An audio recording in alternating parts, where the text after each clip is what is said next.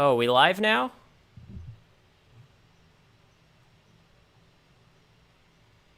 Okay, I think we're live now. I'm sorry, guys. I had a technical issue. If you were here before watching the stream and you're still here, that's very impressive. You're very dedicated. If you're just seeing the stream now, then welcome either way. So yeah, this game did not go through. I'm gonna show it to you all. This is the match that I just played. I thought I was on stream and I was not, so I'll just, replay it for you. So you can see the game. Game 1 is actually pretty interesting. I lost game 1.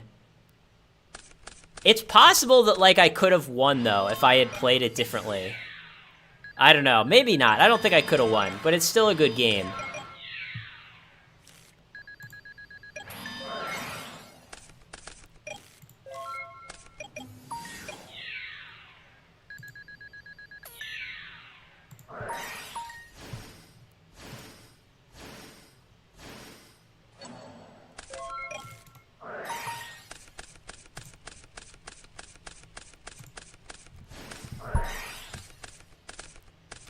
So yeah, my opponent's playing Exodia. And hold on, I'll let you guys see my hands. This is another one of these games where I just drew all my reasoning gate targets at inconvenient times.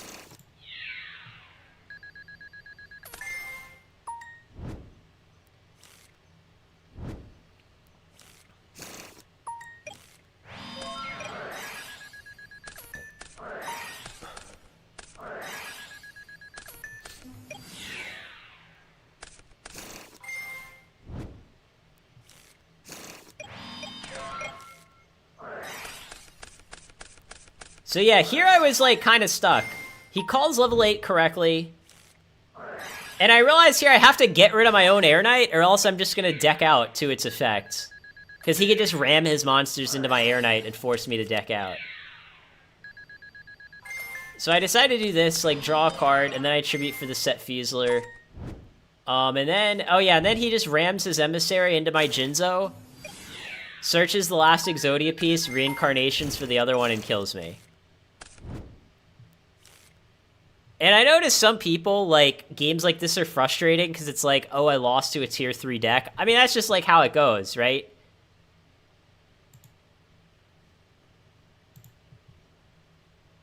Oh, and the replay is saying could not account.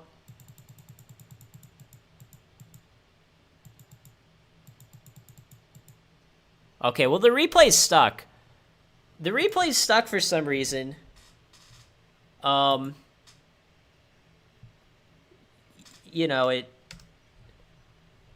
I won games 2 and 3. I lost game 1 to Exodia because I just didn't draw very well. But then I won games 2 and 3. Yeah, you guys are gonna have to trust me on that one. I for sure won games 2 and 3.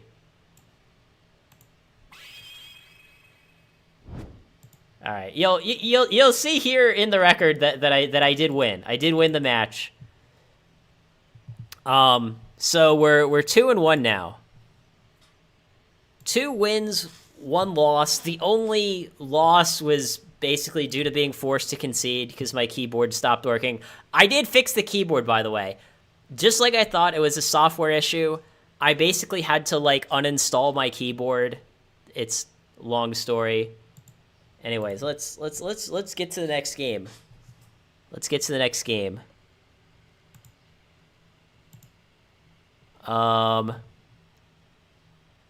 Yeah, as far as I know, we're still live.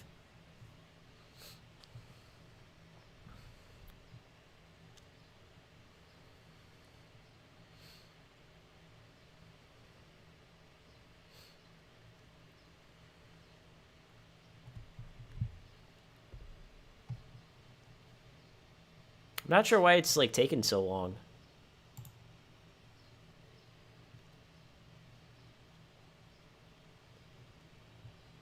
Yeah, it's standard-ish Reasoning Gate. I was streaming before, ran into technical difficulties, and now I've fired up the stream again. So if you missed the first half of the stream, you know, it's on my YouTube page. You can go back and watch the first half later.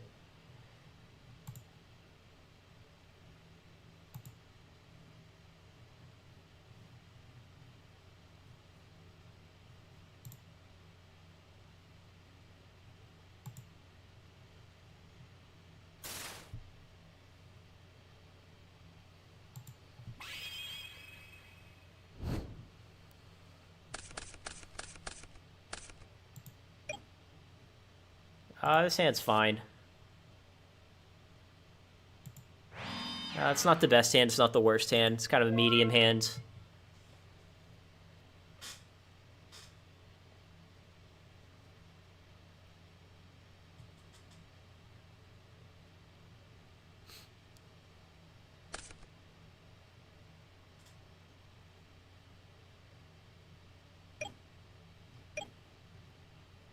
There's like a lot of stuff that could make this hand better, though. Like almost any card that we can top deck makes our hands a lot better, I think.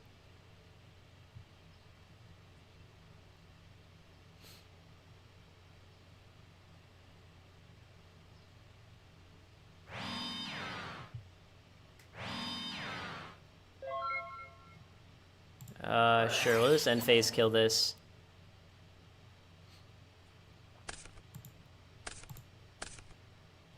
Oh, that's a good draw.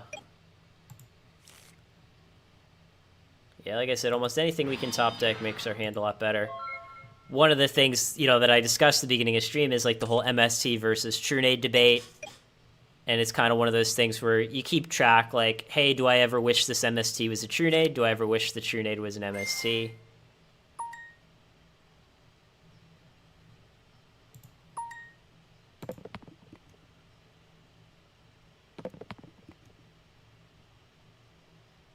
Okay, he takes 1,000. I guess this is probably just burn, right? Like, if I had to guess, this looks like burn. Well, maybe not. Okay, well, the Jinzo is not going to be a problem.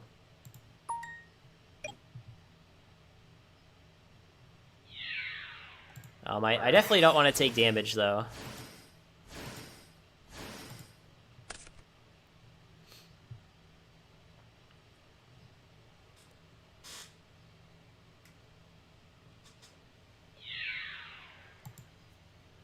But yeah, as far as, like, the different reasoning gate variants, I think this one is probably, you know, the normal one. I think it's more interesting to spectate. It's a little more dynamic.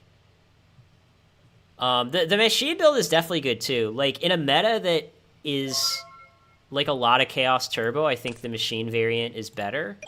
But in a more diverse meta, I think kind of, like, the standard variant is better.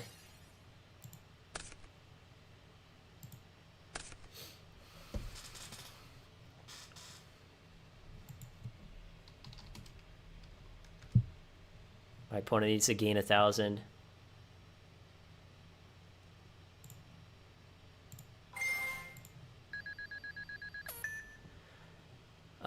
So what can we do? I mean, you guys can't see my hand, but we have a lot of options.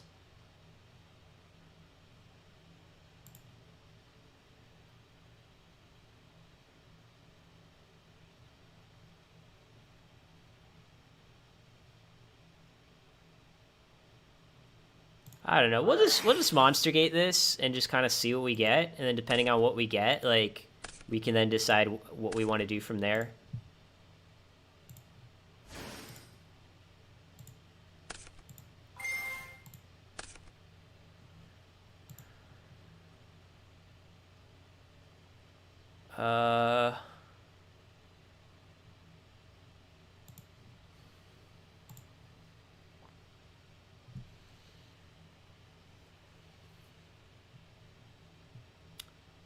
Yeah, I think I'm just gonna, like, snatch this and just attack for 4K.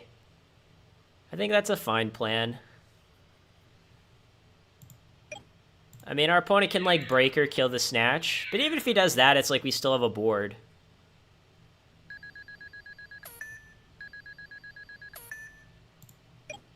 So yeah, often, like, kind of the way this deck works is like, oh, I attack you for 4K one turn, oh, I attack you for 4K next turn, you're dead. Sometimes it's kind of a 2 battle phase deck rather than a 1 battle phase deck.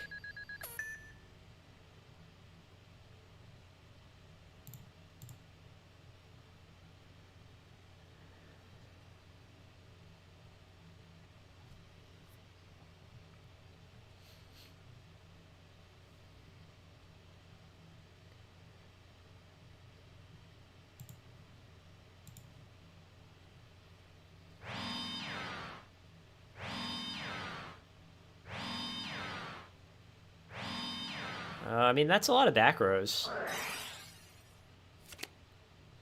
All right.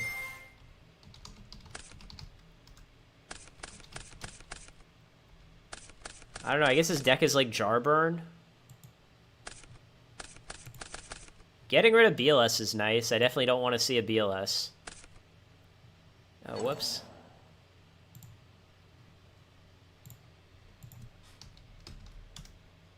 I don't know how that Snatch Steal got there.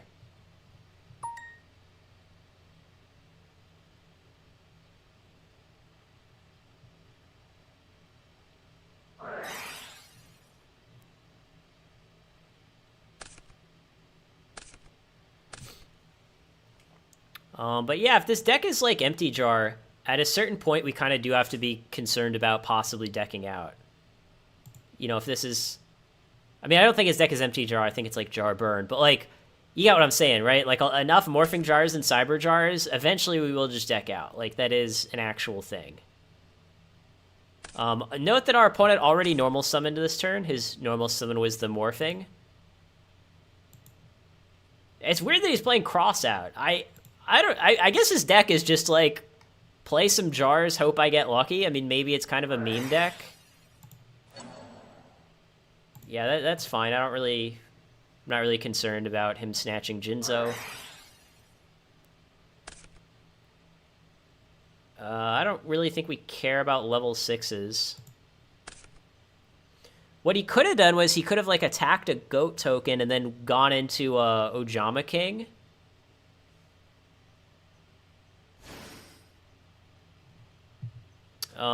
Yeah, luckily this is not really much of a concern for us.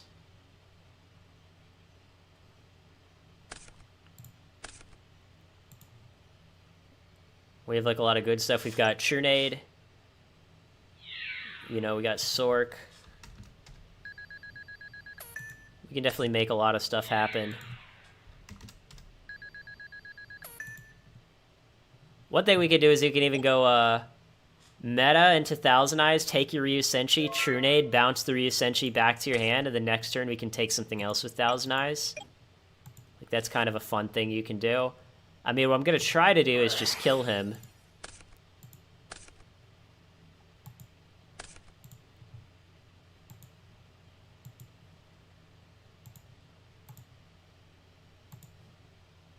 I mean, if he calls this reasoning wrong, I think he's probably just dead.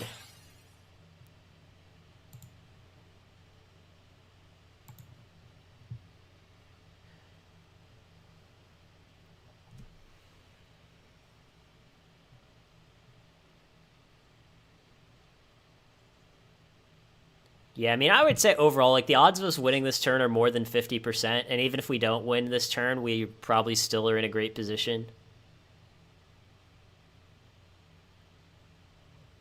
Okay, he called level 8, which is probably the correct level for you to call in this spot.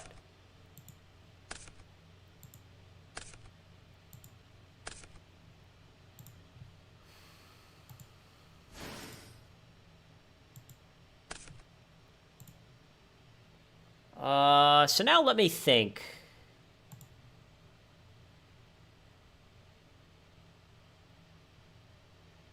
We can meta our Air Knight. Meta our Air Knight for what? For, I don't know, for Balter. And then we can go Sork. Or we can go Sork, banish something, meta our Sork.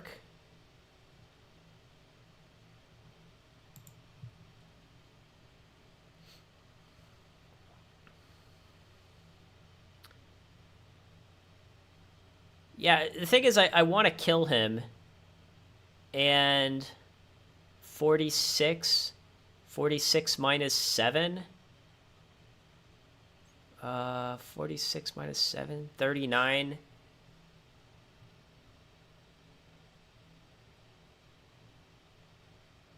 All right, I think the plan is banish, summon Sork and attack, and then Set meta activate card destruction for a draw 3.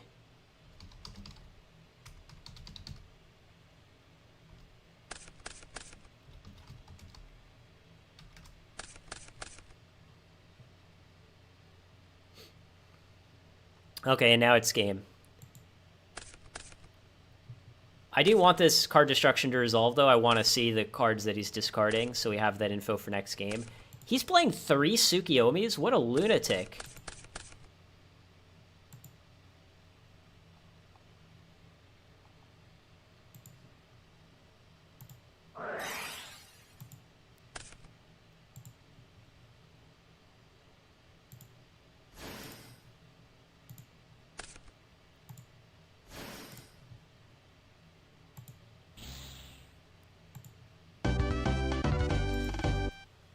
All right, so that's game. So yeah, I think our opponent's just like playing some sort of meme deck. Again, like we definitely can lose to this. Like, let's not pretend that, you know, the match is over before it is actually over. Yeah, I think our main thing to watch out for, Cyber Jar and Morphing Jar. And I will say, it's like, I know some Reasoning Gate decks side Crossout. There are very few matchups where I would ever want to side in a Nobleman of Crossout, but this is one of them.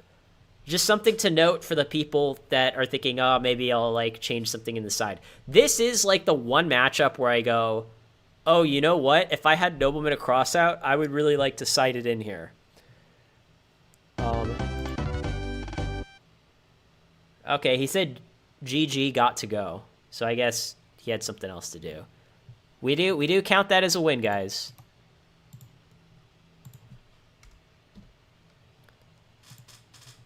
All right, BRB.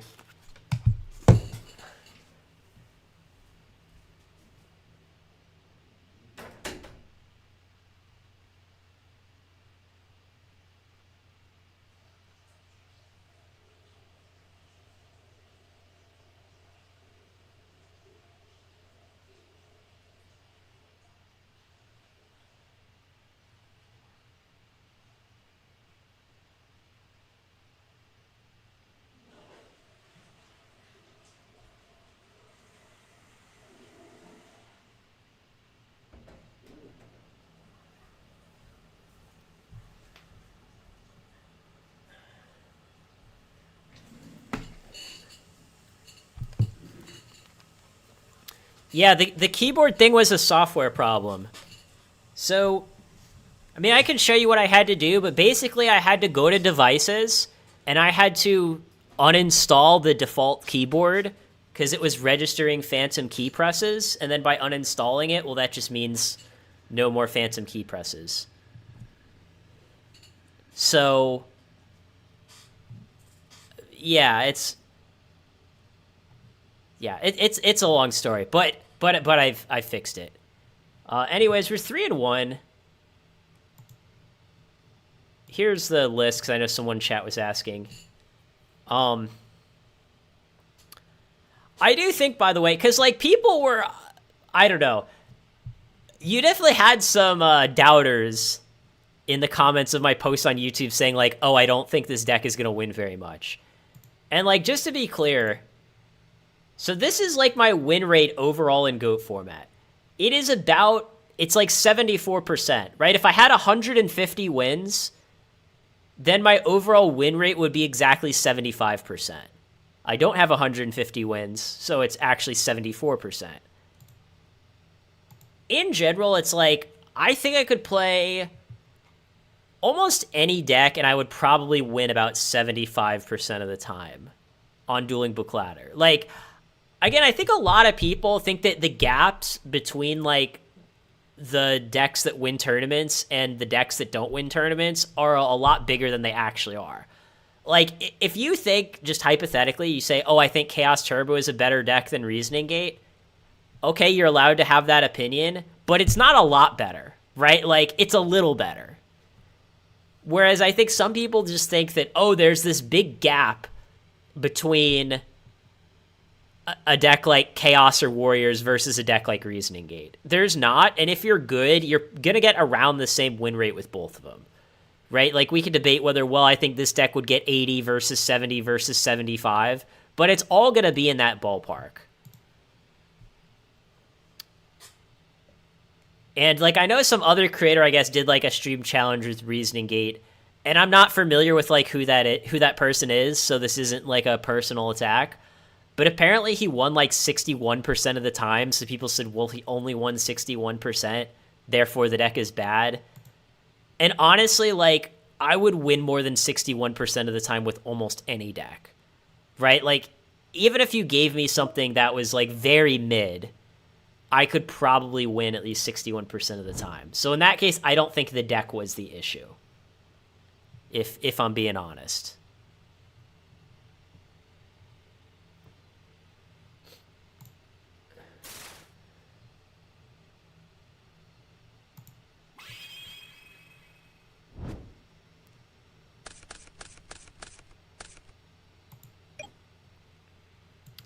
This is not a very good hand. This is not a very good hand at all.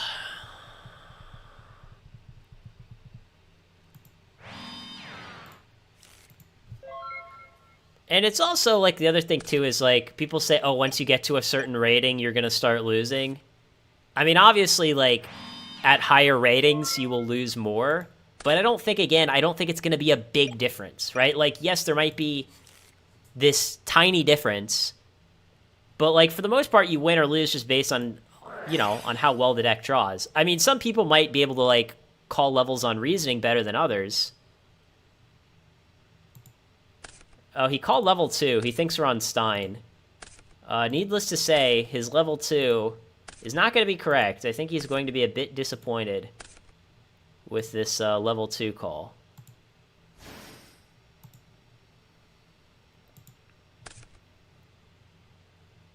And let me think. So the last card's either Crane or Demock. Okay, that means we gate.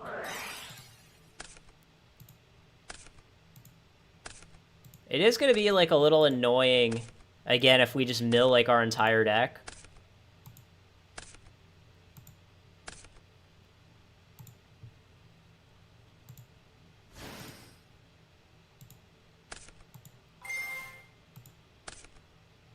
Oh, we drew Pot Agreed. Pot Agreed, for those who don't know, it allows you to draw 2 cards. Now we have an interesting decision.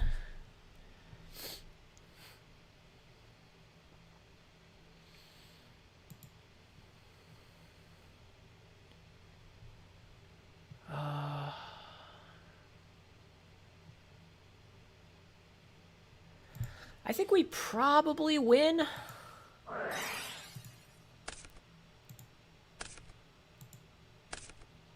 I mean, the monster could be something that hurts us, maybe? I don't know. Like, if his monster is, like, Cyberjar, we don't win versus that. But this Monster Gate is guaranteed to get a Demock.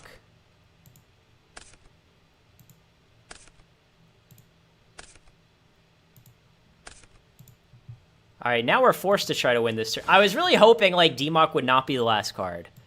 This has been happening, like, all stream, where it's, like, every single time we activate, like, Reasoning or Monster Gate, it just mills our entire deck. And, like... And now I have Air Knight in my hand, and I literally can't summon it. Like, I literally can't summon Air Knight. Because if I mean, I can summon it, but if I ever attack with it, I lose. Like, if Demock was the second last card in our deck, I would almost have guaranteed game, but because it's not, I don't.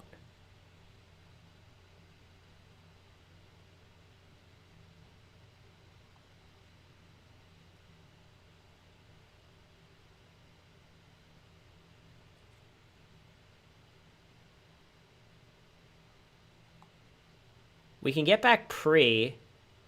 Does Pre help us? Hold on, let me think. Let me do the math. We go Pre for Fusler, 56, 8,000. Yeah, I think that's our best way to go for game. Oh no, and I have True Nade in my hand. So I can Pre multiple things. But I don't think I want to. Yeah, I don't even have any good targets. Because I can't pre the Crane because I would be forced to deck myself out. Like, basically, every single line that I have is just ruined by... Hold on. By the fact that, like, I could be forced to deck myself out. We could go Reincarnation. We could go Reincarnation for BLS.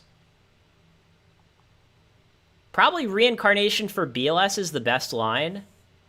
Yeah, I think Reincarnation for BLS is the best line. Yeah, sorry, the chat's a little slow.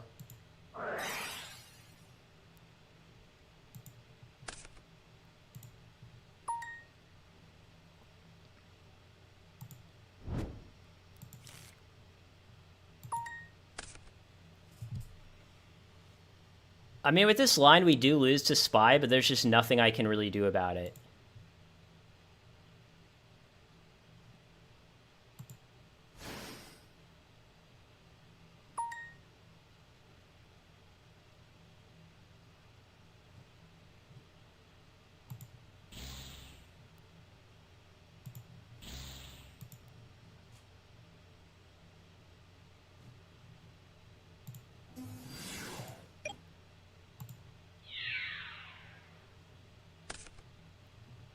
All right, yeah, there's nothing I can do.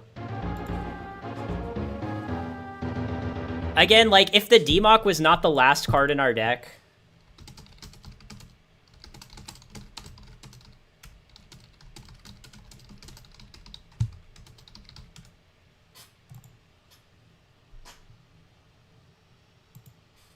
Yeah, like, if Demok was not the last card in our deck, I would have just won.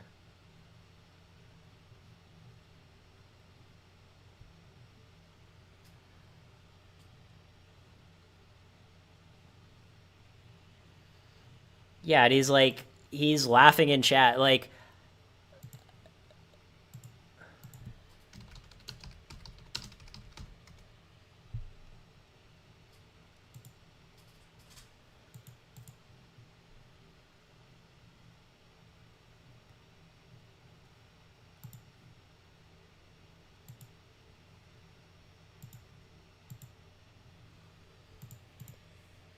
It is what it is. Like, again, like, people just think that, oh, if you ever get unlucky, that means the deck is bad. It's like, no, any deck can get unlucky. It's just they get unlucky in different ways. And, yeah, the fact that Demok was the last card in our deck basically ruined our entire game plan.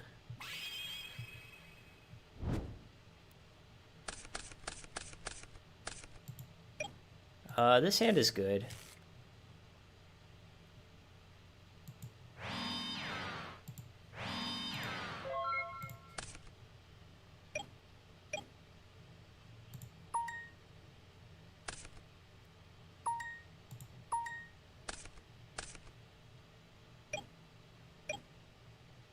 But yeah, like, the nice thing about playing a deck like this is you really don't care if your opponent plays, like, a bunch of pot of greeds.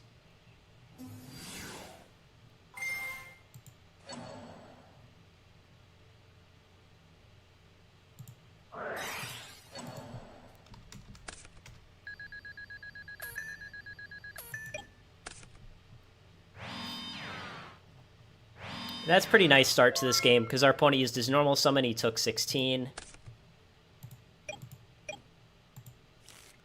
Yeah, here we just say go. Again, the way you play this deck is you just say draw go for like 1,000 turns.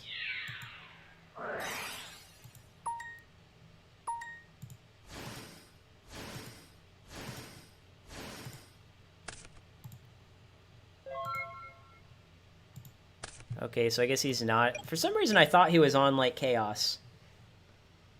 But maybe he's on Warriors. He had Spy last game. Maybe it's like a Chaos Warrior hybrid.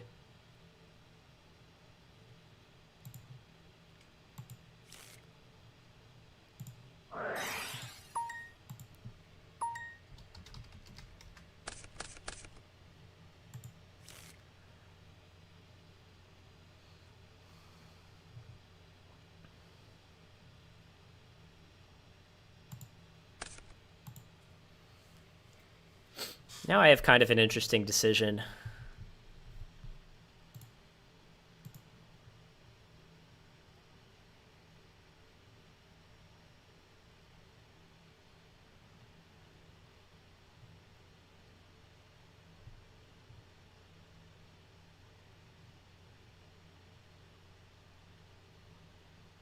Yeah, I think we'll discard this.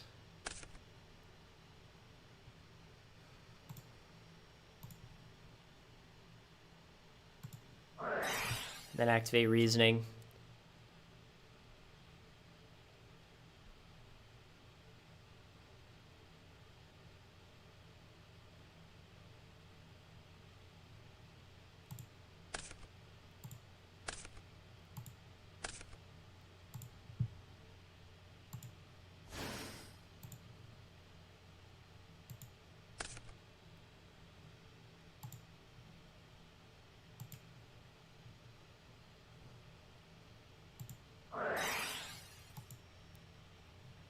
This is one of the spots where blowback would be better than Fusler.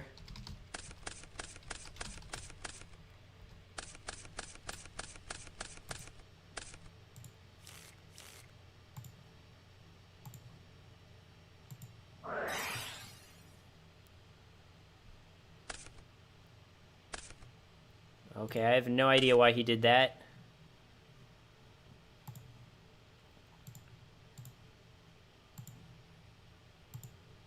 Yeah, we'll just tribute for Air Knight and draw a card.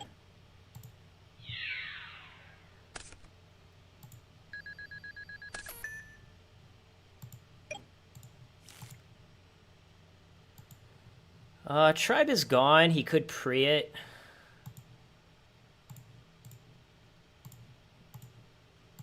It's fine. We'll just say go. I'm not really too worried. I mean, there are definitely some things that he could do that could ruin us, but odds are we'll be fine. I mean, I guess he's just going to go Blade Knight, right? Oh, he's going to go Exiled? Maybe he doesn't play Blade Knight, or maybe he has too many monsters in his hands. Oh, or I guess maybe he already had the Blade Knight.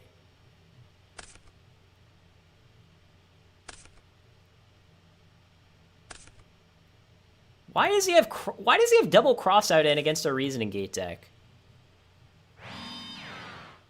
That is very bizarre. I am so confused.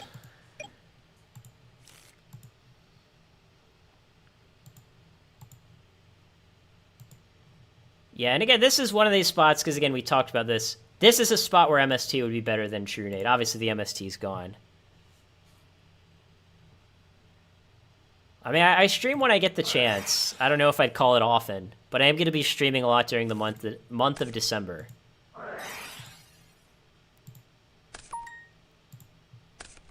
But his set monster, I would guess, has to be a Gravekeeper Spy, because that's the only thing that makes sense.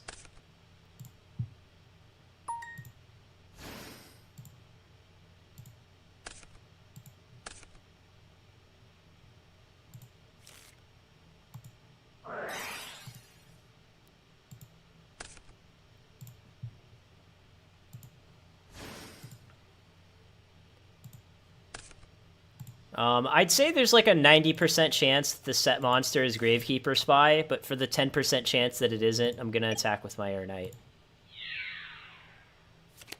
Okay, yeah, taking 100 isn't really the end of the world.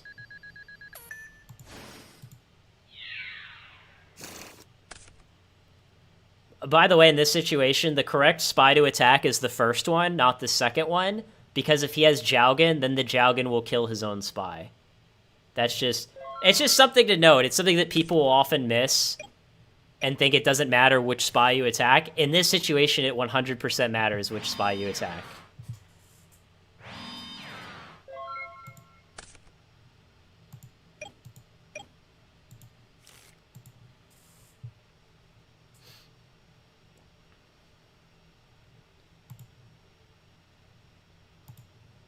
Okay, well, all three spies are gone.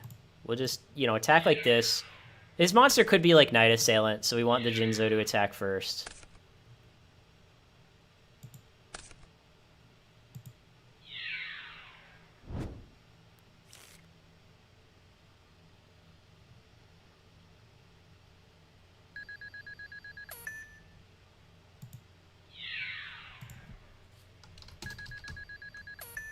Okay, yeah, he did the life points correctly. Yeah, I mean, we're up on cards, we're up on life. Yes, he can go Sinister Graceful, but we have, like, a lot of follow-up after whatever his play is. Unless he, like, literally has some funky way to kill us, I think we're fine. Like, he could go, I don't know, like, try BLS, kill you. But that's, like, the only thing I'm realistically worried about.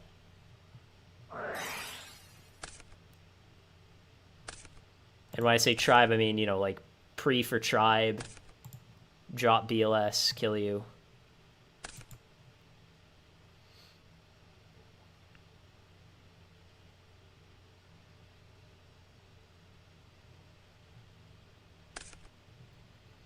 Yeah, King Tiger is really good against our deck. And it's funny, I was actually considering siding Smashing Ground just to kill, like, King Tiger and Jowgen. Like, you know, only reason. So if you guys think I should have, like, Smashing Ground, and also Kaiku, right? Because, like, a Warrior deck can have Kaiku main plus King Tiger in the side.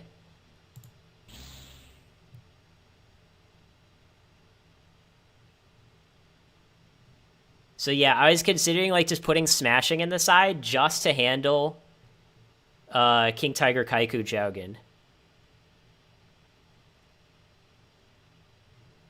Kaj, someone asked me that in chat before. I think the machine version is better in a meta that's, like, all Chaos Turbo, whereas I think the normal version is better in, like, kind of a more diverse meta.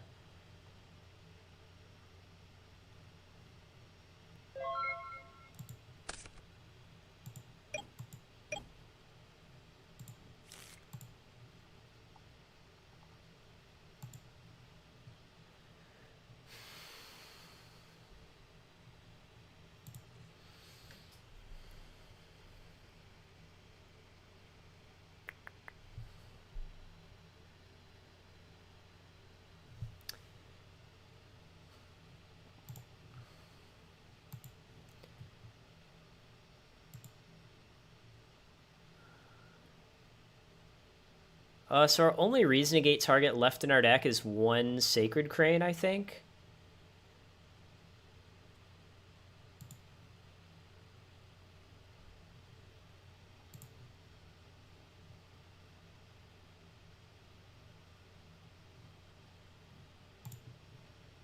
He could have Mirror Force. I'm just thinking what I want to do.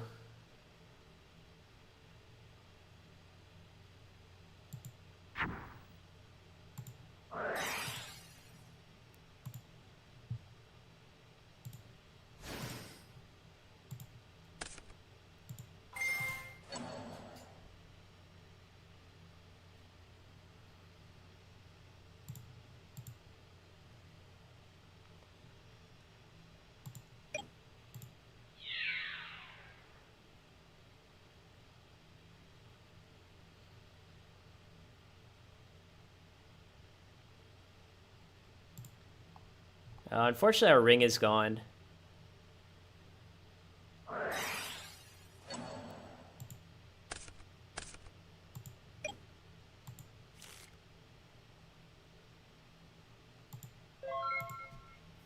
Yeah, that MST is actually pretty good for him there. It kind of puts us in an awkward spot.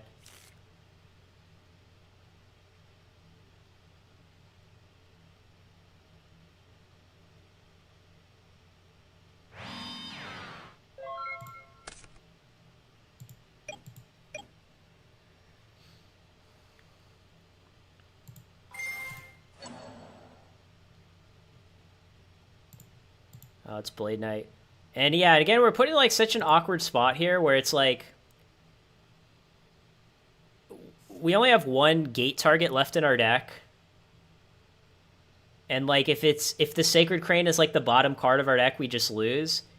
Even if it's, like, the second from the bottom, we probably still lose.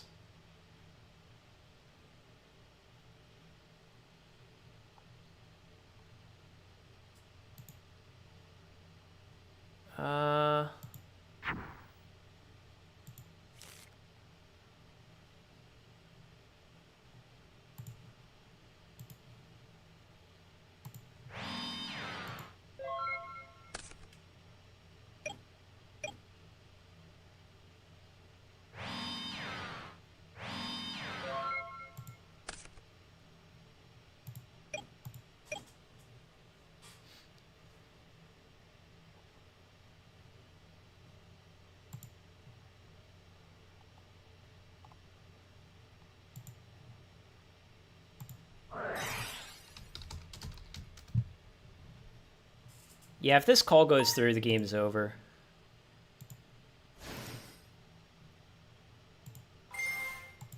Like, we can just get back True Nate and win, right? Let me think. Let me see if there's something better. We can also, like, meta the DMOC for Gatling.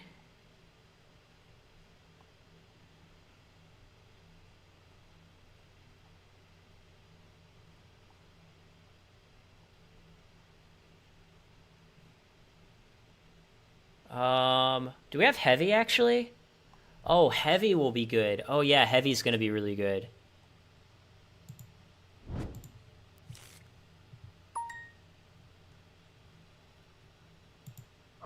Let me just finish up this game, then I'll answer all your guys' questions. What does he have? Sanguine? Okay, he has nothing.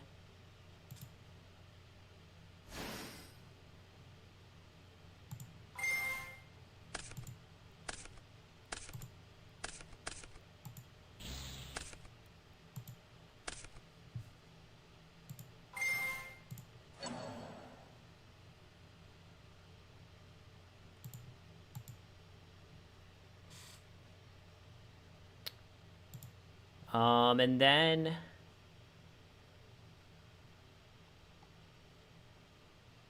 I'm just trying to see if there's any way that I can win without using Monster Gate on Thousand Eyes. Because that gives me a 1 out of 7 chance to lose.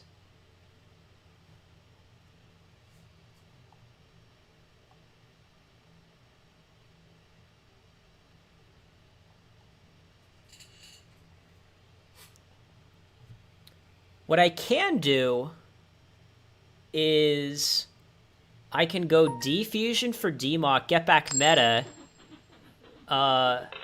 meta into Gatling, and then that gives me a 1 out of 8 chance to not win this turn, and even in those situations, I might still win. So I think that's... Oh, but then he gets back 2 monsters.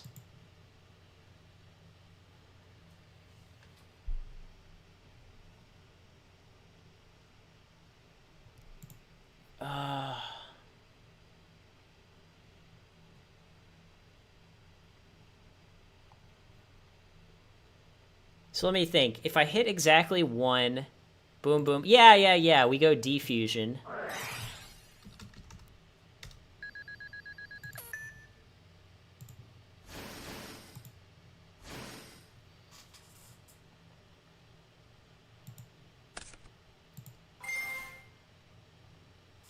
And yeah, we get back meta. And if we get at least 1 heads on the Gatling, we have guaranteed game. Any amount of heads is fine. It can be 1 to 3.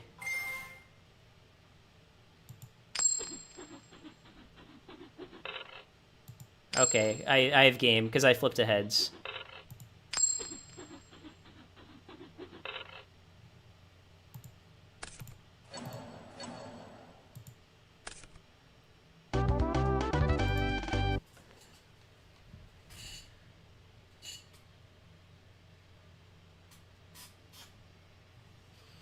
So yeah, we took a 7 out of 8 over a 6 out of 7. And again, the nice thing about not only is 7 out of 8 better than 6 out of 7, but like even in the 1 out of 8 chance where we flip 3 tails, we don't immediately lose, right? Like the game isn't over.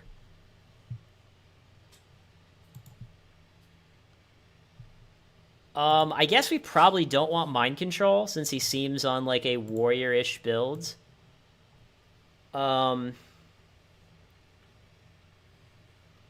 Like, Mirror seems good, because he definitely... It might have been, like, a side deck thing where he sort of sided into, like, a more aggressive build. But we definitely, like, want outs to the King Tiger. I mean, Brain can be okay. Sometimes it's like, I don't know. Maybe I should have some Smashing Grounds in my side.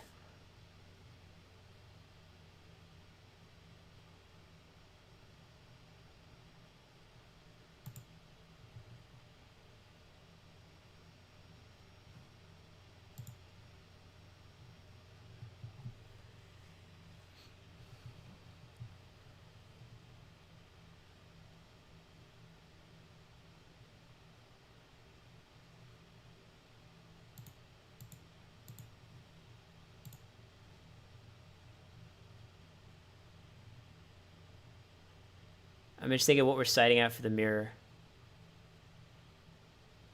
I don't know. I guess we can try this.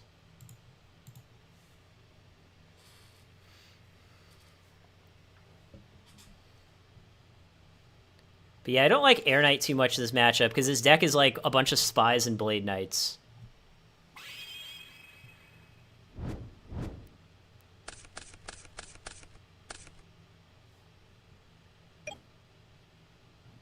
This hand is not very good, but it can get better. Don's Lug is also an annoying card to deal with. Like, if his deck didn't have Don's Lug, I would feel a lot better about this particular spot.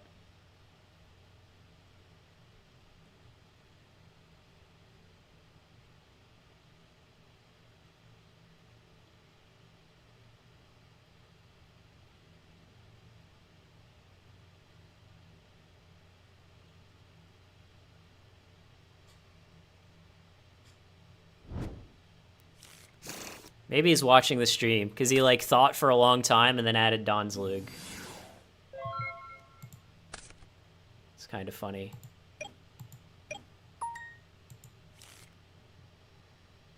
I think the plan is set everything. I'll be honest, I'm probably going to lose this game, but... you know, it is what it is. Wow. Out of the 4 back rows, he hit the only one that was, like, a real card.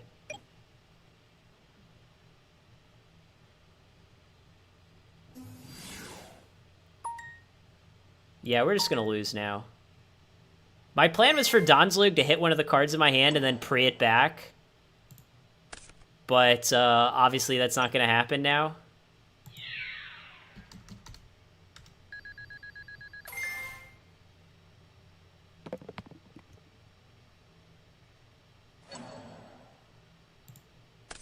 Yeah, we just can't win. Like, our opponent just had, like, the absolute perfect opening. Like, Don's Lug plus Dust Tornado plus Breaker into our hand of all bricks, basically.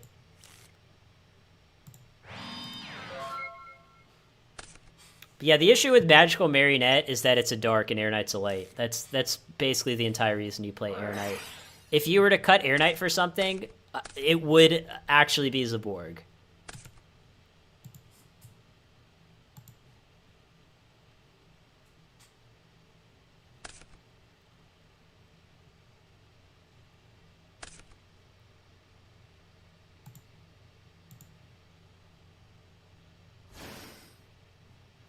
All right. Well, he just spammed a bunch of monsters.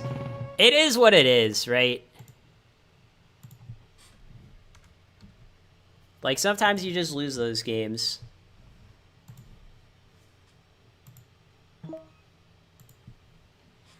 I mean, that was our first real loss today. The other one was due to a disconnection.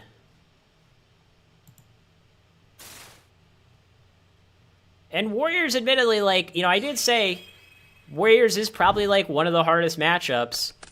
And the main reason why, like, it's not necessarily because Warriors has, like, a bunch of cards that counter you. I mean, they kind of do, but it's not for that reason. The reason is that Warriors gives you the least amount of time to draw out of your bad hands. And that game is, like, a perfect example of that.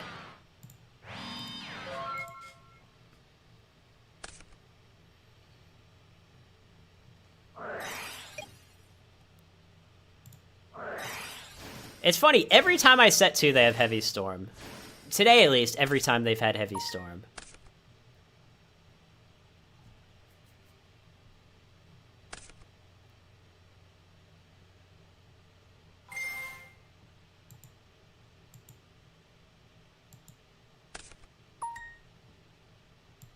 Why is he asking if I have a response? What does he think I'm gonna do? Ash Blossom his Thunder Dragon?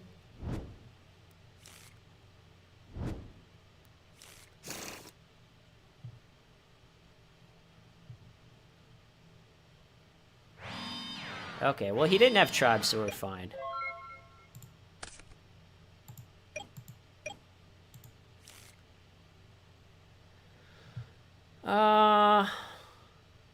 Yeah, I'm going to gate just because I don't really see a reason not to. I mean, we can wait. The only card that I don't want to get here is Fusilier. Well, there's the Fusilier. Yeah, I mean, this is... Again, this is a spot where, like, Blowback would just be better than Fusilier.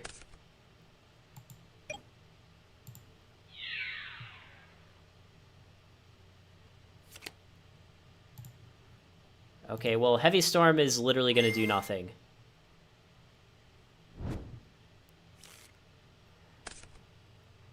Because here's the thing about Heavy Storm. It is dead versus Reasoning Gate like 90% of the time. It's just that people have always had it in like the 10% where it's not. And it also sucks that this time we did not like mill anything off our gate. It seems like every time I want to mill a lot of cards, I don't. And every time I don't want to mill a lot of cards, I do. A little frustrating. But yeah, this Blowback would be so much better than Fusilier.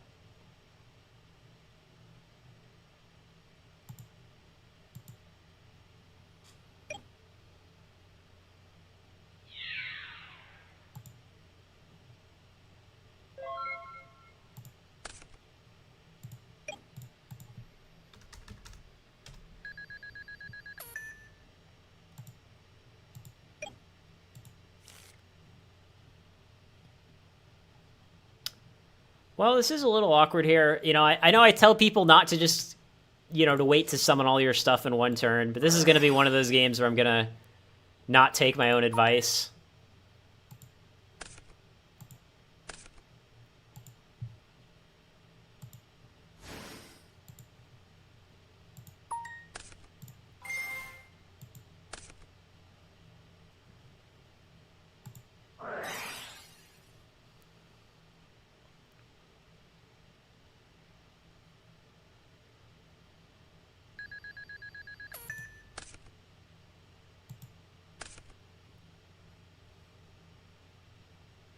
And now I'm going to have to really hope he does not have Book of Moon.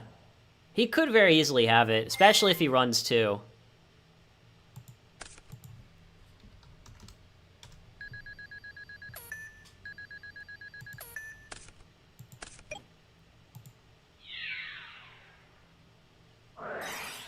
Turns out Book of Moon is a pretty good card.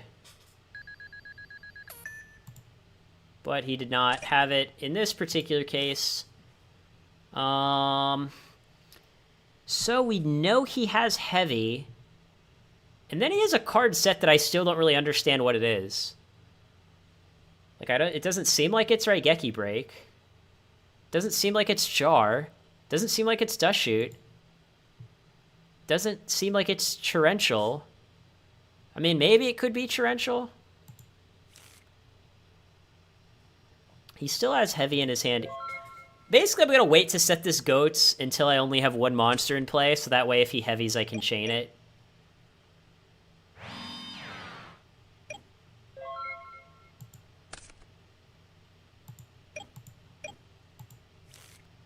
I mean, eventually this Crane will kill him. It's a 3-turn clock. And he's not adding Sinister. I mean, it is kind of one of those things where I know people, you know, I say like, oh, you know, if your opponent's good, the matchup's not going to be that different. This is one of those spots where it's like if he adds Sinister and sets it, then he doesn't have to take 16, and that could actually change the outcome of the game. So like not forgetting Sinister, you know, definitely matters.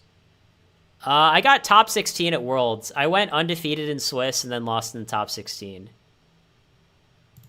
I did attack, didn't I? Yeah, I attacked.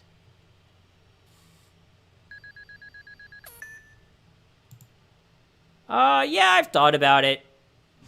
It's interesting, like, the industry consensus seems to be that, like, TCGs and CCGs are, like, a dying industry.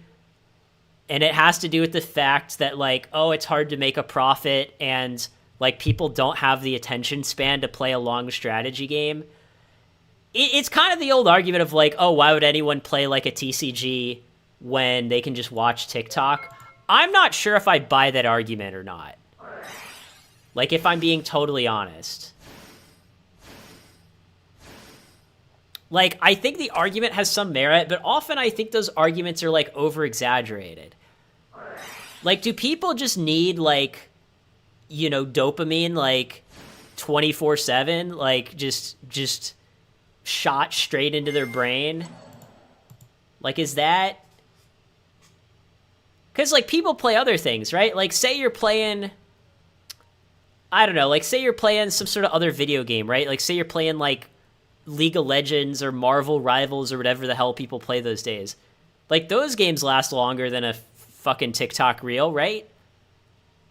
So, like, why is it that people would be willing to play whatever, like a half-hour game of, you know, a MOBA or a shooting game or whatever, but not be willing to play a half-hour game of, like, a TCG? I'm not sure if I understand what the difference is, you know? I mean, I know that's what people say. Like, again, that's sort of the easy narrative. Like, it's always so easy to say that, like, oh yeah, kids these days, they're just all zombies. But it's like, I'm not sure if I really buy that argument, you know? Like...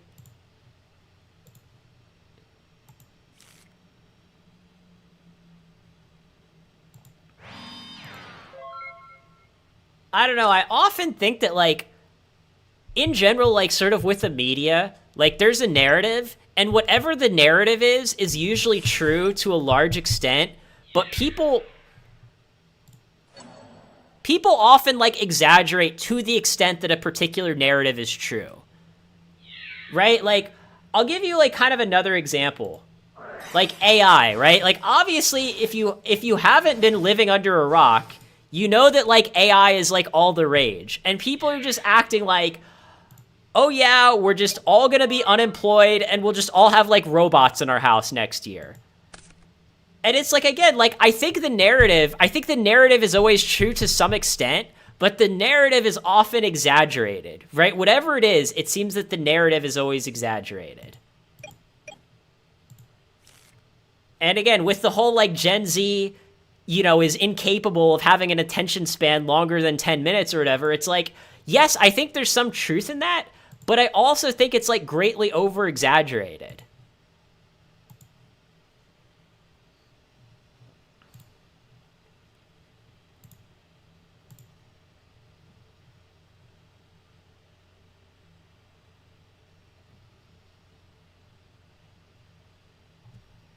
Yeah, I mean, AI is one of those topics where, like, it gets a lot of very, like, strong opinions, like, either for or against.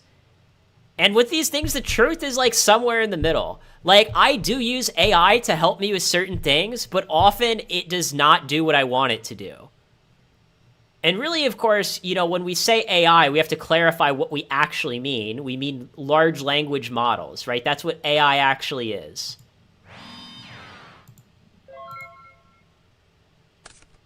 You know, there's other types of AI too. Most of what people mean when they say AI is large language models.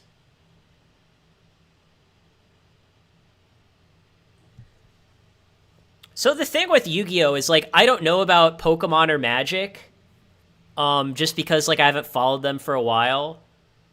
Yu-Gi-Oh! I actually do think is in trouble, because understand that Konami's entire business model right now is that the paper CCG is a loss leader for Master Duel. They don't actually make money on the paper cards, and the idea is, oh, if someone buys a pack of cards, on a whim at the gas station, maybe they'll also go play Master Duel. That is their entire business model, and that business model only works as long as Master Duel is popular, and Master Duel's popularity has been going down. Now, again, that can reverse at any time. We can say, true, but, what if, whatever. But yeah, right now, and to clarify, sorry, when I say it's a loss leader for Master Duel, I mean Master Duel and Duel Links. Master Duel and Duel Links are their high margin items right now, and the TCG or whatever is very low margin. From what I understand, I mean, I'm not sure, but from what I understand in Magic the Gathering, it's the opposite. In Magic the Gathering, like, Arena loses money and the cards make money.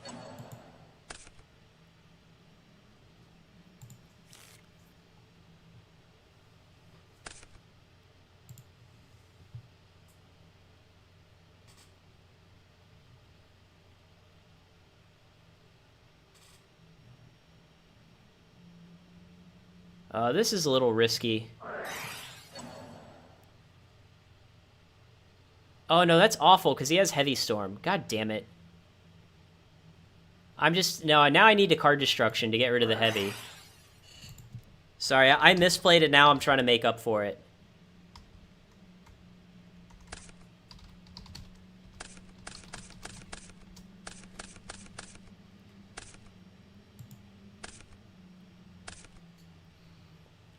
I would play Master Duel even if they had inaccurate GOAT.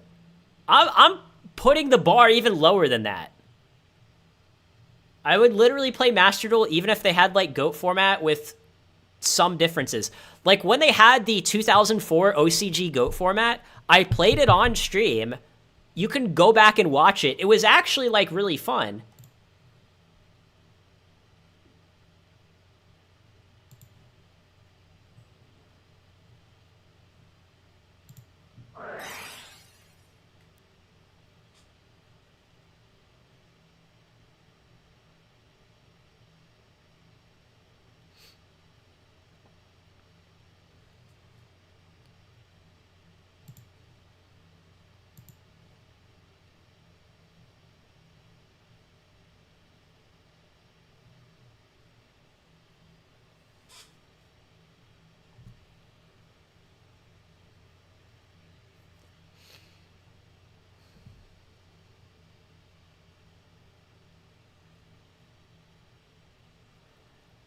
I mean, realize, like, big TCGs, it's not about, like, how good they are competitively. Right? Like, understand that a competitive game can only exist if the casual game is there to support it. Right? That's literally the only way you can have a competitive game. Believe me, it's been tried before to just make a TCG that only caters to competitive players. That was what the Spoils was. Right? It was literally a CCG that was created purely to cater to competitive players. And it doesn't work. It just fundamentally doesn't work. What you have to do is create a game that casual players love, but can also be competitive. That is, that is the only way that you can, have sort of a profitable thing. Because the problem is that competitive players will not really... Well, I don't know. I mean, it depends. But the goal of a competitive player is to avoid spending money as much as possible and win money as much as possible. You can make a profit from competitive players, but it's like pulling teeth. It is... You basically have to trick them.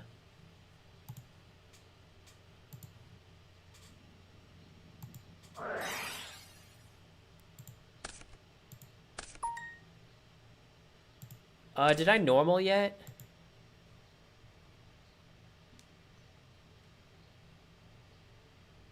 So what we want to do, we want to play around second goats, if possible. So I think what we want to do is go Monster Reincarnation for Sorcerer, drop Sorcerer, go Sorcerer, banish something, meta the Sorcerer, into an Ojama King so that he can't use goats.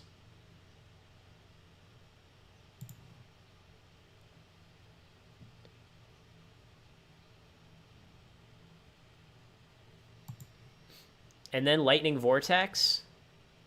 Oh no, we can't. We can only use Reincarnation or Vortex. We can't use both. It has to be one or the other. No, I think we still win. Even if he has second goats, we still win. Oh no, we don't have BLS in our grave. We only have Sorcerer. If we had BLS in our grave, we would be able to win, even through second goats.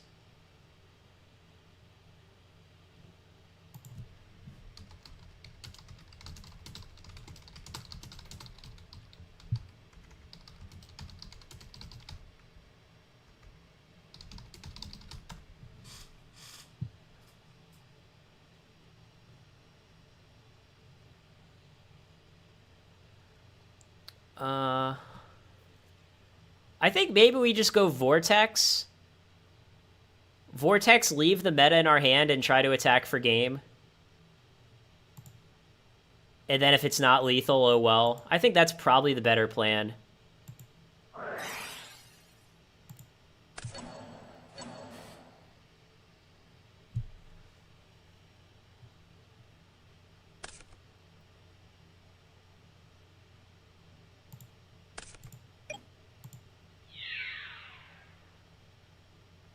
I mean, if he has goats, he still takes 19. Okay.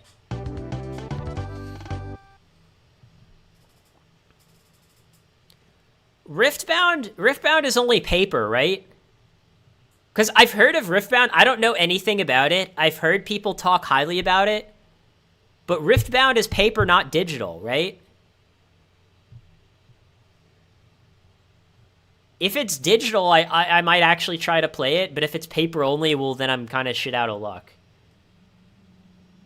All right, so our opponent's played Chaos Control. I mean, maybe... I don't know about this token Thanksgiving in the side. I want it to work, but I'm not sure if it does work, you know? This is another matchup, by the way, where MST is largely better than Trunade.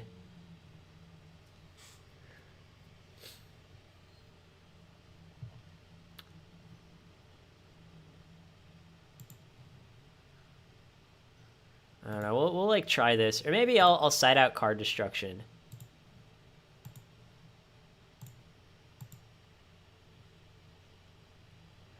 Yeah, I heard good thing about Legends of Runeterra too. What I don't understand, again, the narrative about digital card games is that they don't work.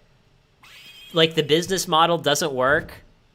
I don't understand why that is. I mean, I understand what they're saying, but I don't understand why what they're saying is true. Like, digital CCGs generally cost less for the players than the paper version. And yet players seem to be more willing, like they seem to be willing to spend more money on paper cards than they are to spend like 20% of the cost on digital cards. And I don't understand why that's true. Again, I believe that it's true, but I don't understand why. Like, if you're a consumer, like, what's your rationality for that? I mean, it probably depends on where you are too, right? So, like, for me, I would, hold on, I am gonna graceful. I would never buy a paper CCG because I have no one to play it with, right? But that's a function of where I live. For someone who lives in New York City, they might feel exactly the opposite. They might be like, hey, I want this to be like a social game, hence I would rather pay more for paper cards. Again, maybe that's true, but again, the narrative about the kids these days is that they're all antisocial, right? So it's like, yeah, I know there's like the social aspect. Again, I get it. But like, obviously there's some amount of money. Theoretically, you think where it just wouldn't be worth it anymore. Right? Isn't that what you would think?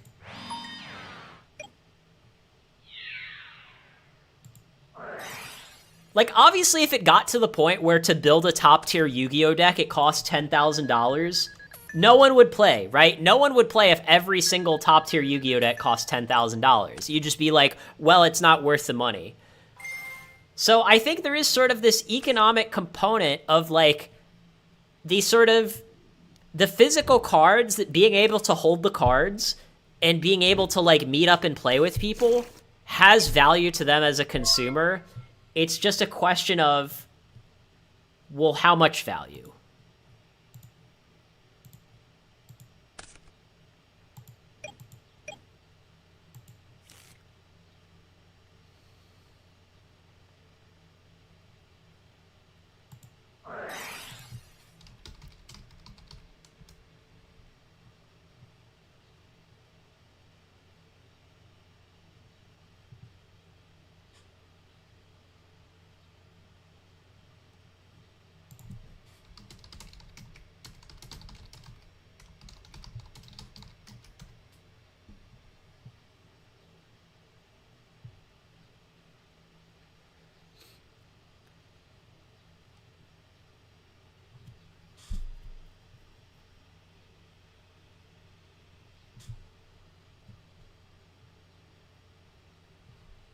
Play anything spicy recently you like? Do you mean GOAT format decks?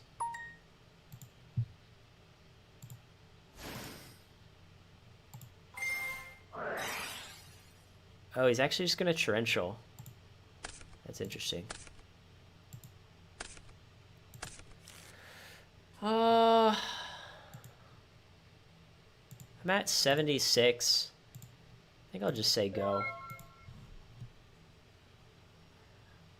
I mean, GOAT format doesn't have, like, a lot of spicy lists left, if we're being honest. And I know, like, some people will try to say, like, oh, we need to change GOAT format somehow. Like, oh, we need to add cards, or we need to ban cards, or we need to add Cybernetic Revolution, or we need to play OCG GOAT format, or whatever. Because even before, someone in chat was like, oh, why don't people just play OCG GOAT format?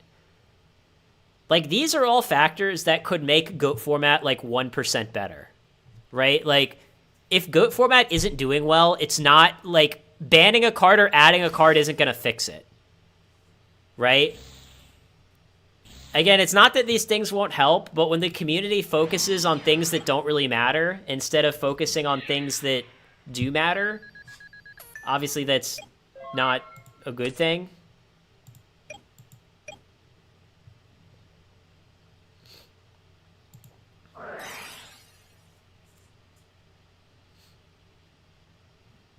I know you guys can't see my hand, but I have heavy True Nade and MST in my hand. I decided to heavy because, like, I want to save the MST for, like, a potential snatch steal or something.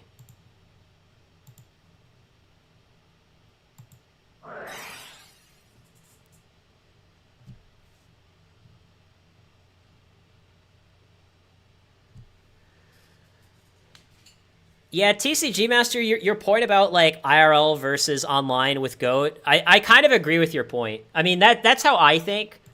I think that's kind of how, like, most logical people think, but not everyone thinks about it the same way.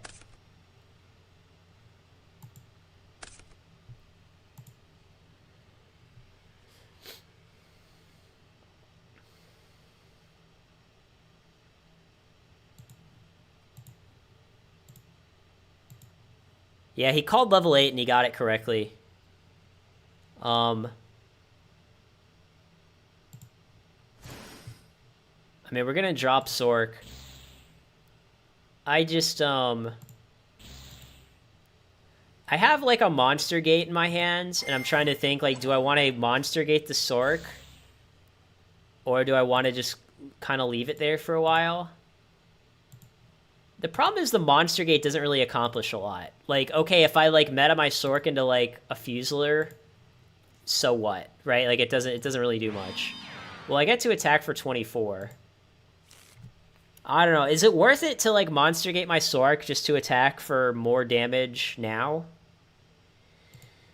Let's see. I've used Ring. My opponent has not used Ring. He's got no lights, no darks in his grave.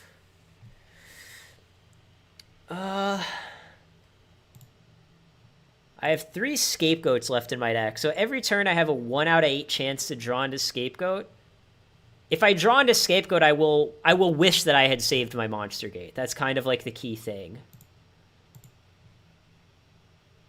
So I can get a Crane, a Fusler, or a Jinzo. The Jinzo doesn't matter very much because I have MST. I mean, he probably has some sort of follow-up. I can attack, he'll say... Yeah, I think I'm not going to monster gate.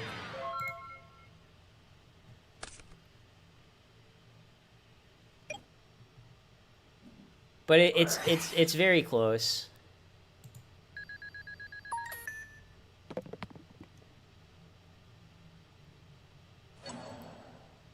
All right, let's get rid of Trunade and Token Thanksgiving.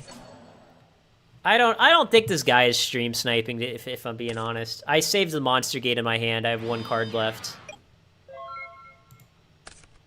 He just set a monster, says go.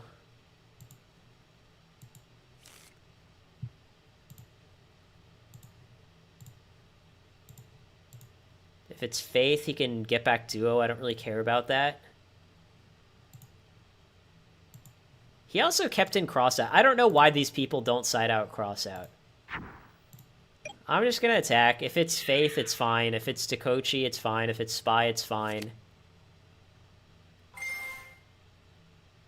I mean, the correct thing to get back would be Upstart Goblin, I think.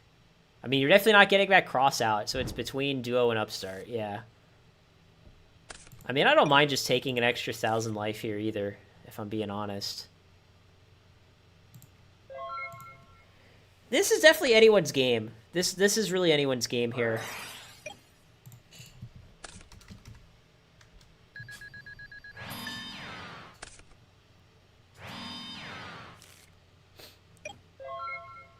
We'll end phase MST.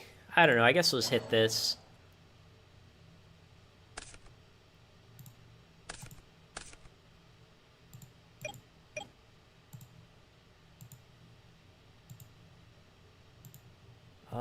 Maybe I should... Here's what I have. I'll just show you guys. So now it's like if I monster gate the Sork, then it puts a Dark in my grave and I can play the other Sork. We've got a 1 out of 3 chance of monster gating into Jinzo. So if we monster gate into Jinzo, drop a Sork, attack for 47. That's pretty good. So yeah, I think now I will monster gate.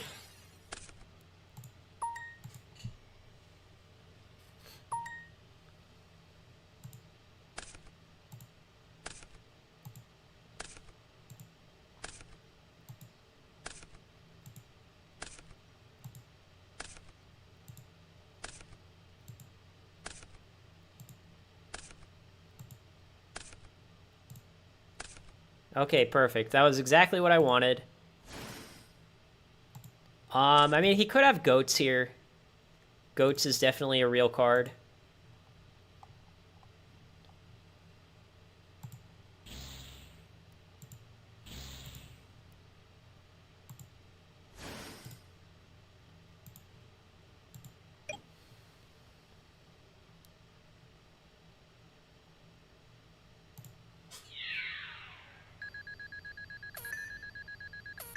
So yeah, this puts him in a pretty tough spot. I mean, if he has like a Night Assailant or a Spy, he can survive for a turn.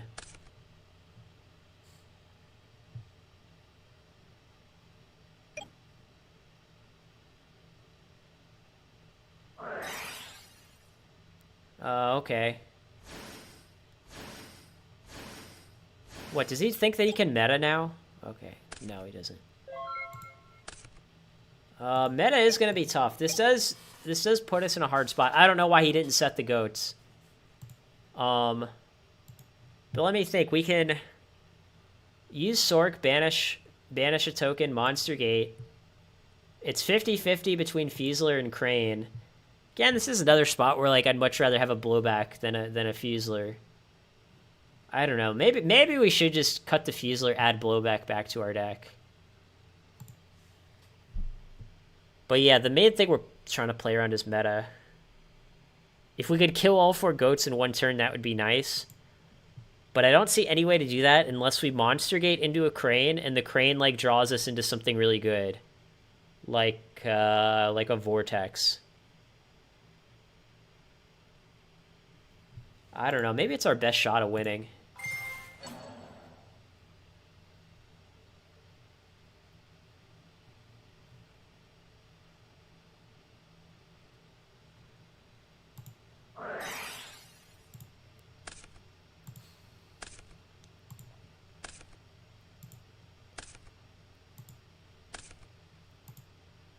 Are all the monsters on the bottom again?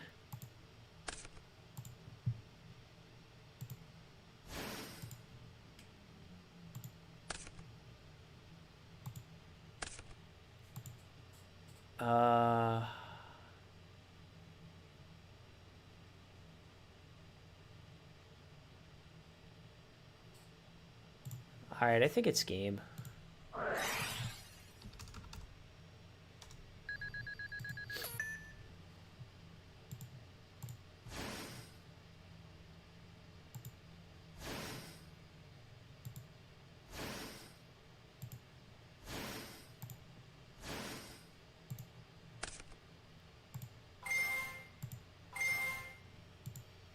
Yeah, and if DMOC just gets back like an MST, he's dead. Or no, sorry, DMOC gets back Vortex. Yeah, DMOC gets back Vortex.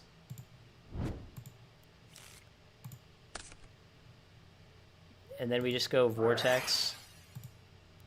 And even if he has goats, he's still dead. Because we've got 5 attackers.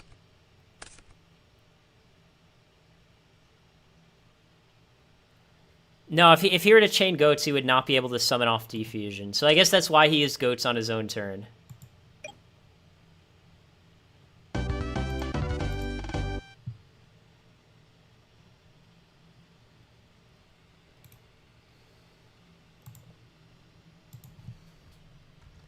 Alright, so we're 4-2 now.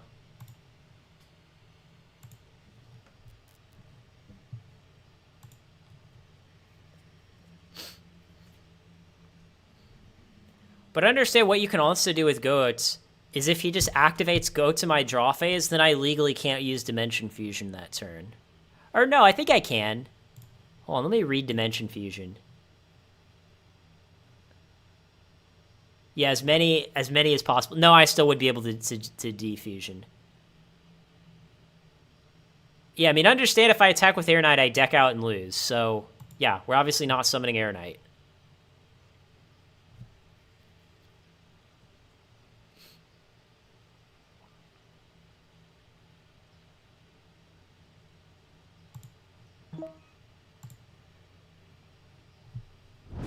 I don't know. Jury's still not in on Blowback versus Fusler, but at this point I feel like I'm leaning more towards Blowback. There are just like a lot of spots where, I don't know, I just felt like, oh, if I had the ability to flip coins, I would be in like just so much of a better spot.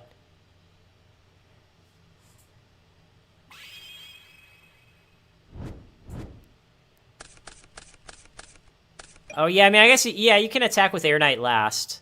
If you attack with Air Knight for game, then yeah, I won't lose then.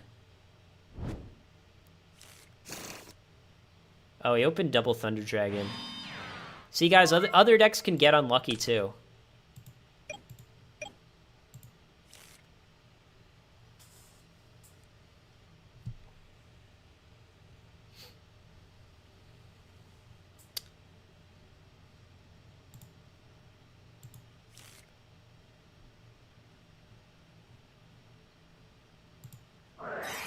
I think you could debate holding Graceful here, but my hand isn't doing a whole lot otherwise. And I think we get rid of, like, Vortex. Probably just all the discard stuff. I mean, he could be on Chaos Control, but I usually assume if they discard Thunder Dragon, they're probably just on, like, the standard Chaos deck. Yeah, I think I'll just discard these.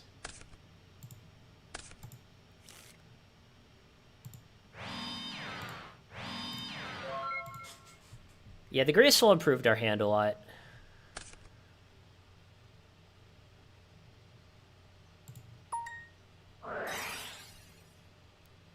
Oh.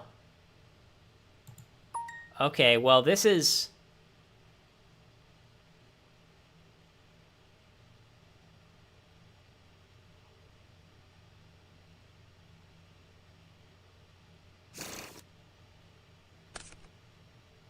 Is this Empty Jar or Library FTK?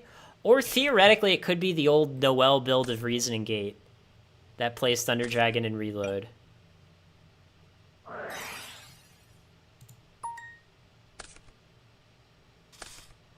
But actually, I think I'm good against Library or Empty Jar, because Goat stops Empty Jar combo and Ring stops Library FTK. I mean, it's not guaranteed to stop Library FTK, but usually it does.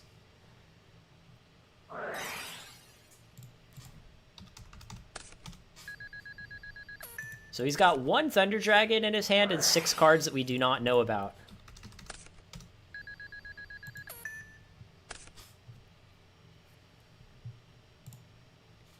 I mean, I guess this could also be like some weird build of Chaos Turbo that's playing Reload for some reason. Okay, if he's going Spell Reproduction for like Reload, I think we're winning this game.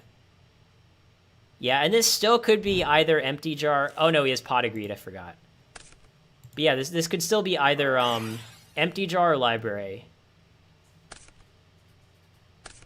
I mean, Reasoning Gate I definitely think is favored versus Empty Jar. I don't think it's favored versus Library FTK. Set, level limit, set monster.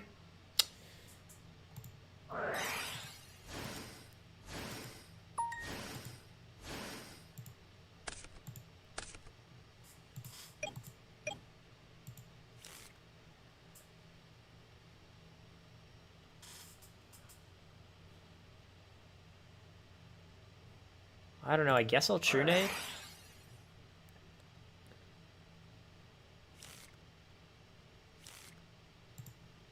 But yeah, this is a spot where like MST would have been better than True Nade. I would have just rather gotten rid of the level limit permanently. Here I feel like I've got to do something though. Like when you're up against a faster combo deck, the solution is usually try to pressure them somehow.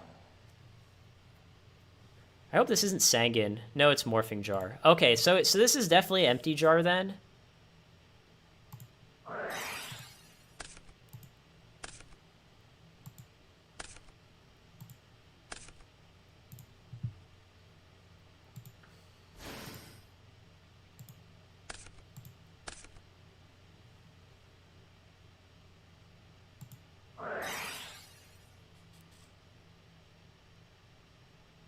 Alright, he calls level 8, which is the correct level for him to call. People have gotten a little better at actually calling levels that make sense on Reasoning. It used to just be that people would call 4 every single time. Like, you could have 2 Sacred Cranes in play, activate a Reasoning, and people would still call 4. It used to be that bad.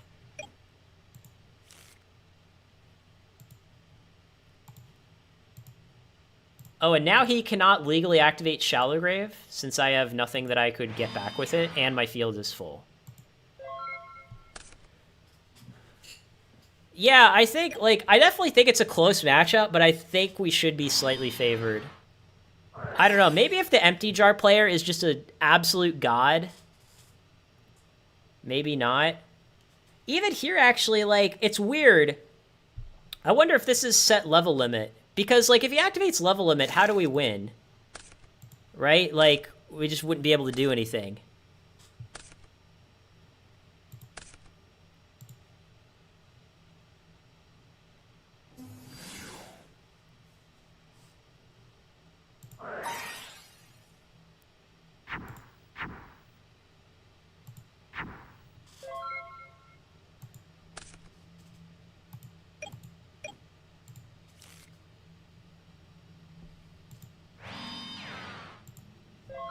Yeah, this might... We might just have to say, like, draw go for a few turns. There's a lot of stuff I can draw, though. Like, drawing Dark Magician to Chaos would just be absolutely godlike.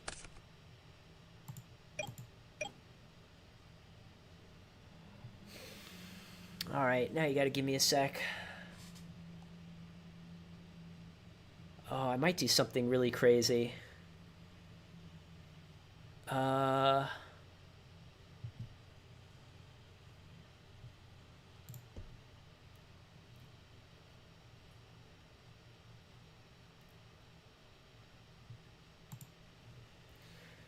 All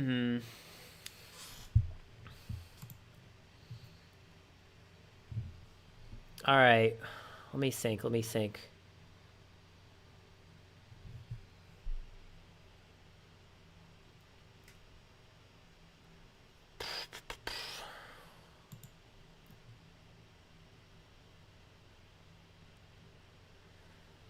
Level limit prevents me from attacking with anything that is level 4 or higher. That is what that card does.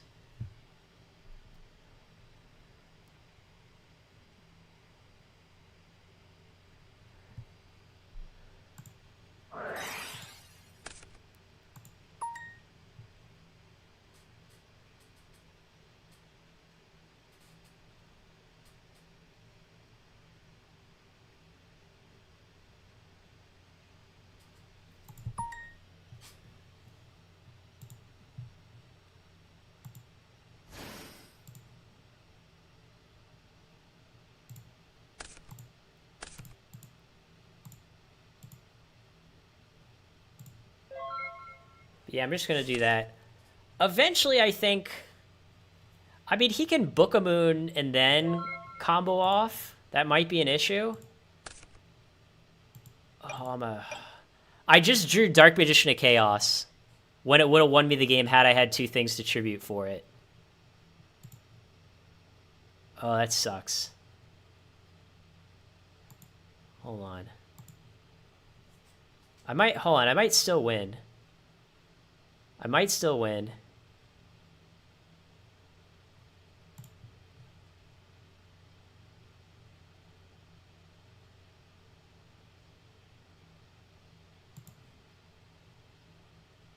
right, I think I'll just still win anyways, because I'm just that good. I'm just that good, guys. I'm sorry. Yep.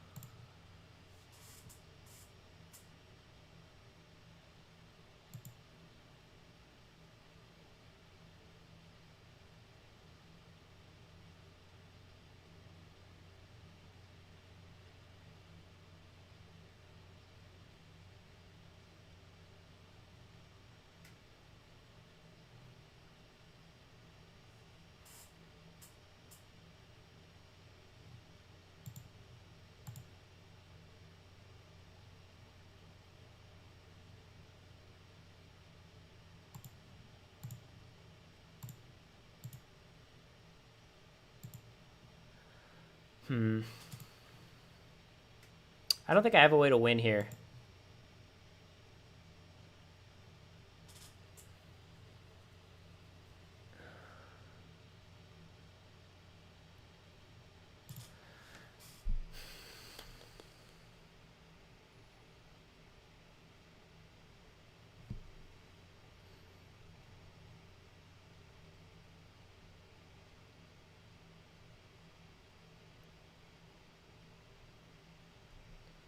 Give me a sec.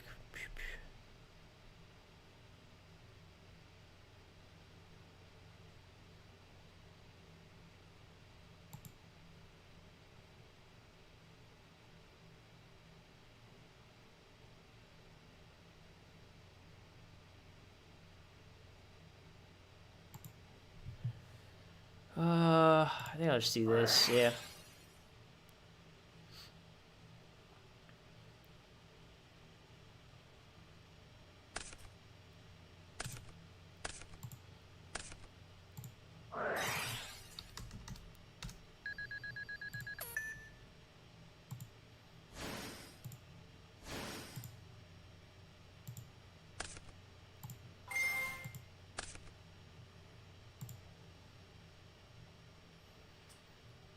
Oh.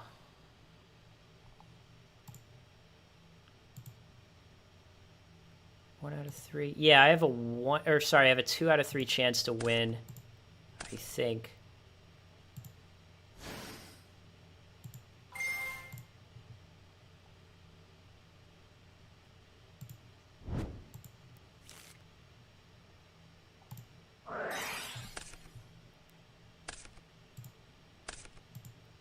So yeah, this gives me a 2 out of 3 chance to win. If he calls the reasoning wrong, he loses.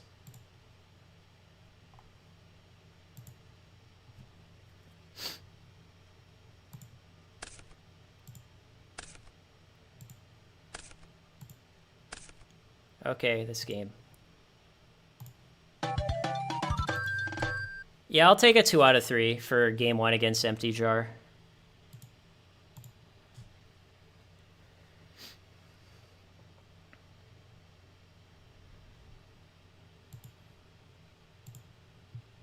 We definitely have like a lot of stuff that we can side in.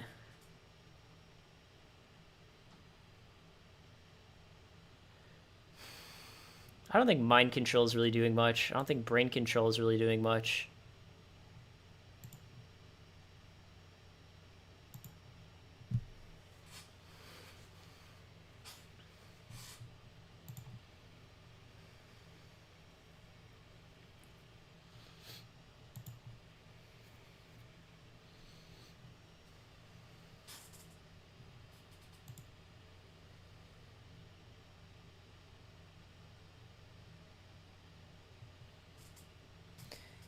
Do we want like more spell or trap removal, like just to out level limit? I don't think it's that important, especially since we're bringing in spell canceller. Yeah, it spell canceller does negate a level limit that's already in play. So yeah, let's try this. Well, do I want the creator? Let's see, called 8 and then called 4. No, maybe we will do something like this.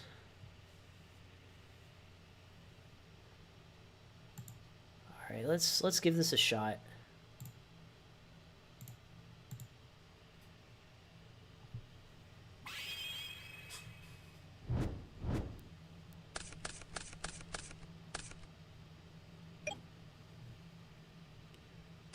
My opening hand is not very good. Like, the thing is, though, is that Empty Jar kind of gives you a lot of time to, you know, to draw out of your bad hands.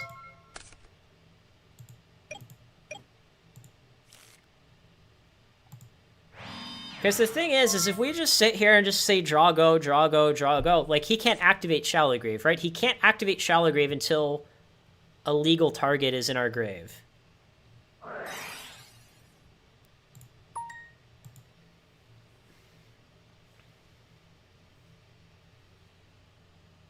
One of the things I actually like in like Empty Jar and Library FTK, because they both play reload, sometimes when I go first, I'll just set like a reload as my like one back row. So like, you know, so like if the opponent like, I don't know, tries to like MST your back row, you chain reload and like, oh, they wasted their MST, whatever, right?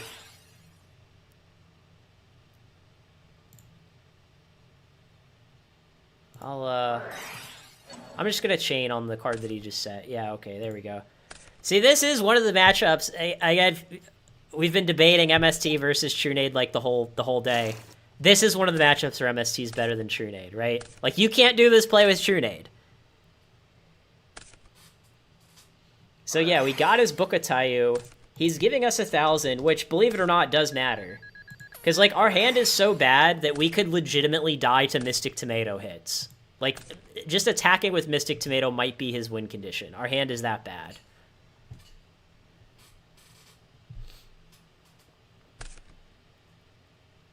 Oh, he's discarding level limit. This guy has no fear. He's like, I don't need this level limit.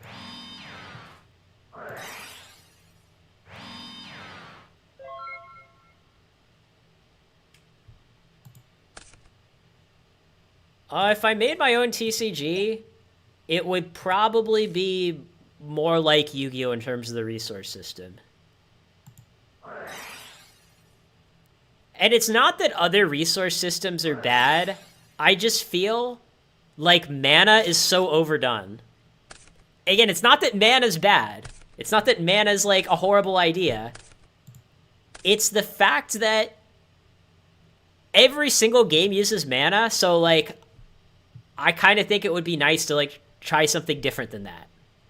Even like Pokemon's resource system, I think is kind of good. In a way, I think you could argue that Pokemon's system is mana-like, but it is different enough from mana that I still consider it to be like its own thing.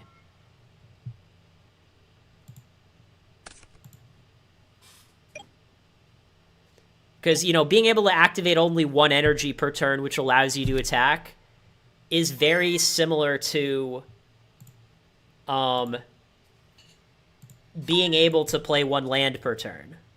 Right? It's kind of like, it's a similar concept.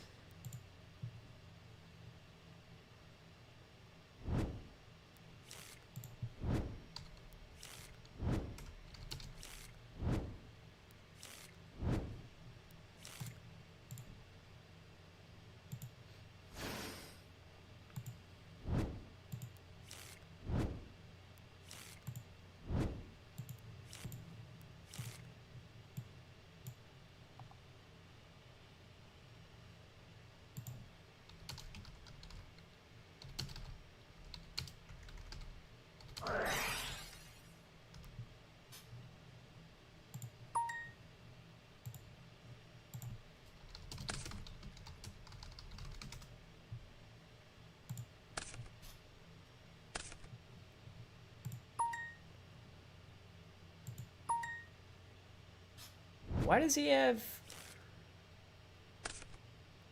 Now I'm just confused. Is this deck Empty Jar or Library FTK?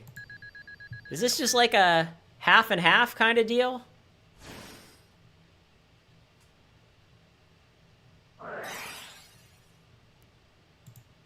Alright, we're probably dead now. Again, this would be a great spot if we had like an MST or if we had a ring or something.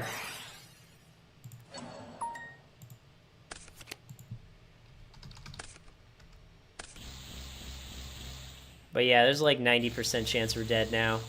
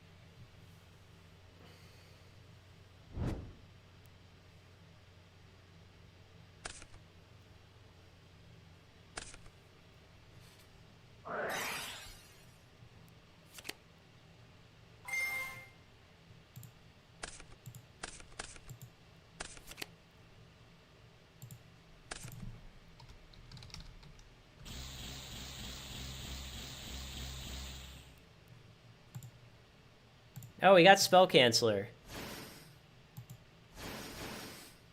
Oh no, it's in our hands. It doesn't work that way.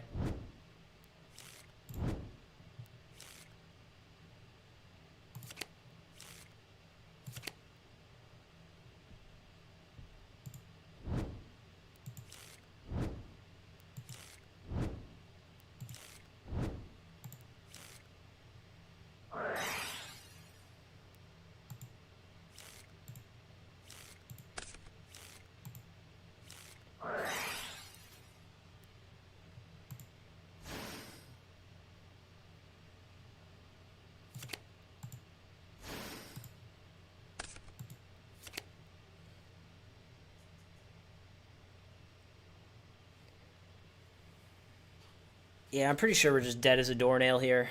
How many cards in our hand? 3, 4, 5, 6, 7, 8, 9, 10, 11, 12, 13, 14, 15, 16, 17, 18. Yeah, if he just has card destruction, we're just dead, right?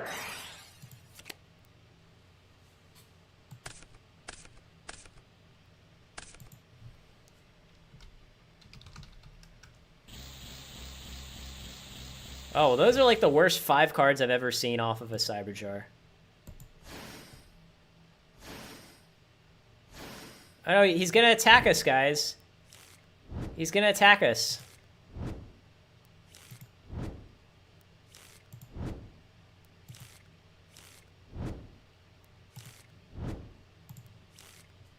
If he's actually just bricked here, that is unlucky as hell for him. I haven't been paying attention.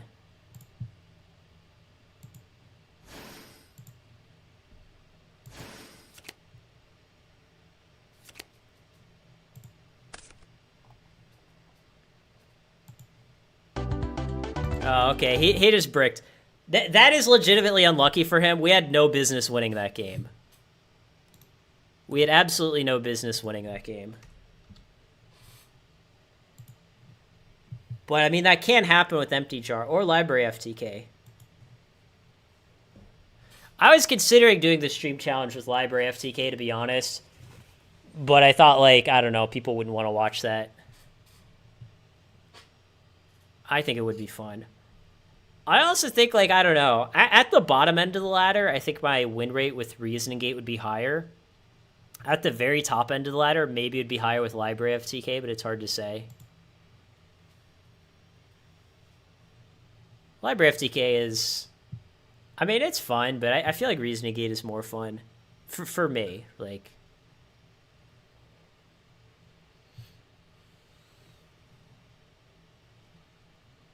I think this is going to be my last game for today, by the way. Because it's like 1:30. Hold on.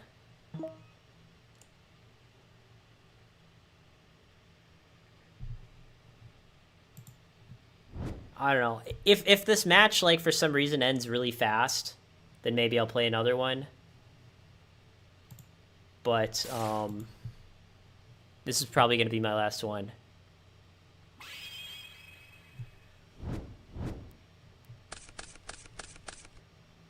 Oh, this is a good hand. I hope I don't get duoed.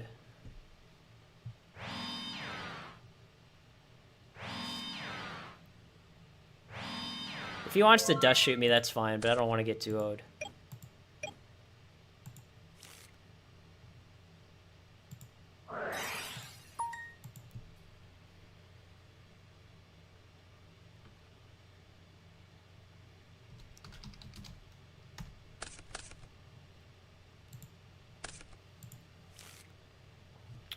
Let me think.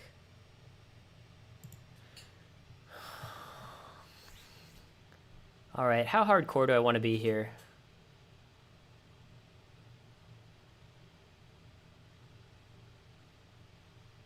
Yeah, I expect graceful.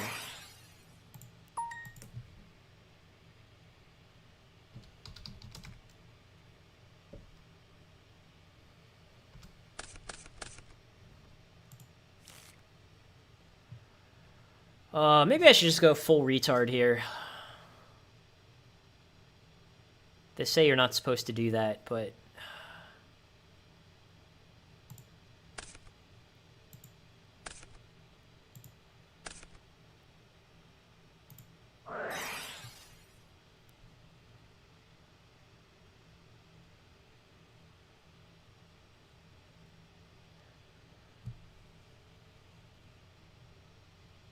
Okay, he disconnected. I mean, this is how it goes. I mean, this is part of the reason, by the way, like, when I say I expect to win, like, 75% of my games, some of them I expect to win like this, where I just, you know, draw a good hand and my opponent rage quits and just gives me the whole match, right? Like, that's, to be clear, like, that 75% win rate that I expect, that includes people like this. If no one ever did this, then maybe my win rate would be lower. Maybe it'd be like 71%.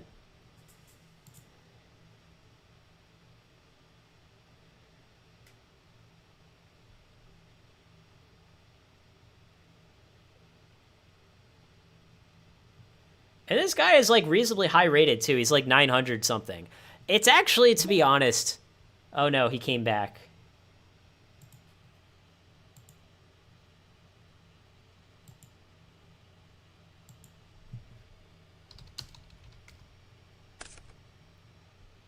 All right, he claims that was not a rage quit, that he just got disconnected. We'll take his word for it. Anyways, we're just gonna go activate card destruction.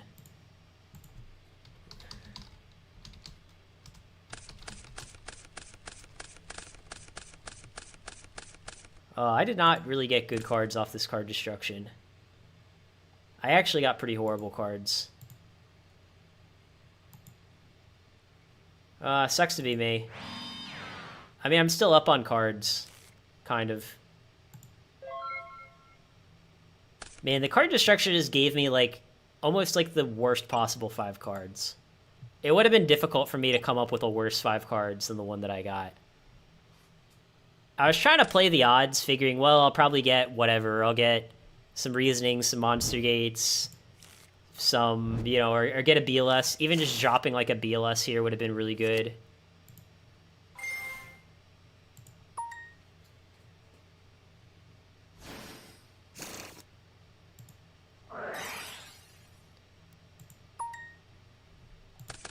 Yeah, and of course my card destruction, like, unbricked my opponent.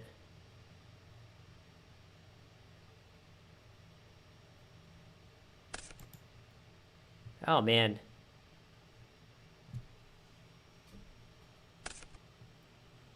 Yeah, it's how it goes. I mean, you know, the odds are the card destruction is going to be better for me than for him. But, you know, it's how it goes.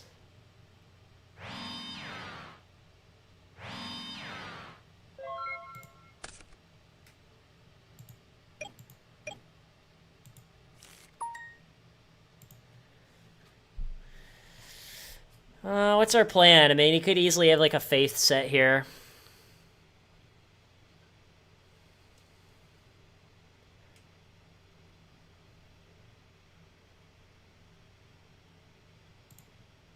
This is not fun. This is not fun at all.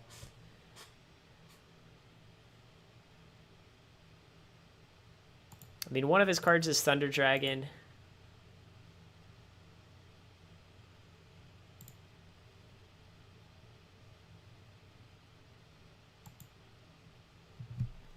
I think the plan is...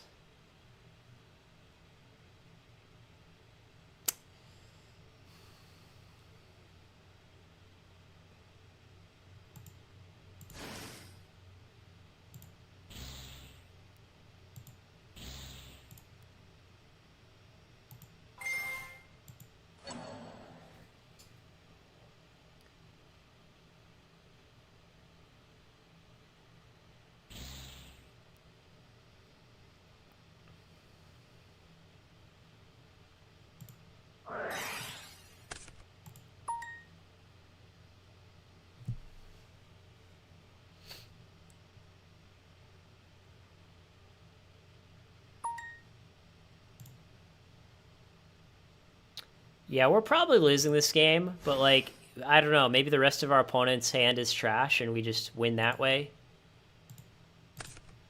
I mean, we could have gone... I don't know. We could have gotten Darkblade, but I feel like odds are he probably, like, his back row probably stops us. So we have Crane attack like this first.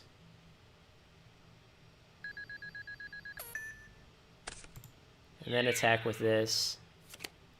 Okay, good, it's Dakochi. I was actually really hoping it was Dakochi, because almost anything else would be not a good time.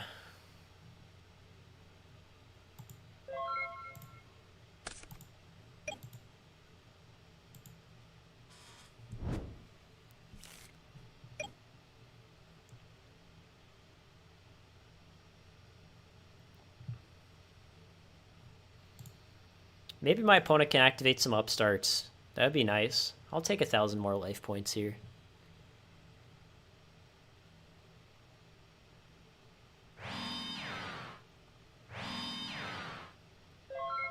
Huh. Oh, speak of the devil.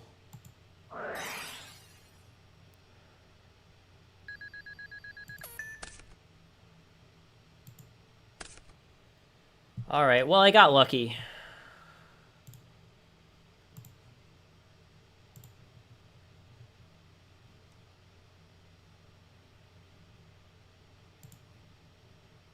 Okay, we're definitely activating this.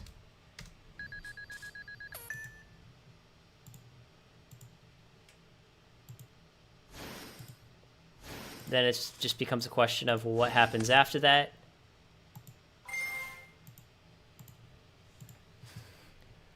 I mean, we could get heavy, but I don't want to get rid of my own card, too.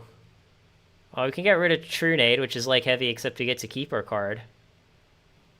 I actually think if we Trunade, we probably win, right?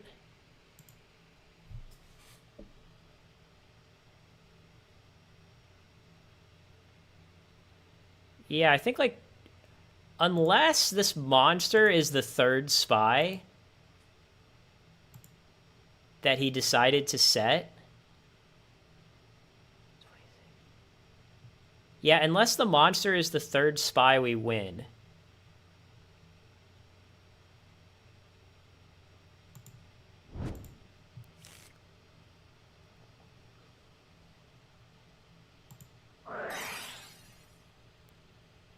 Oh no, even if it is the third spy, we still win.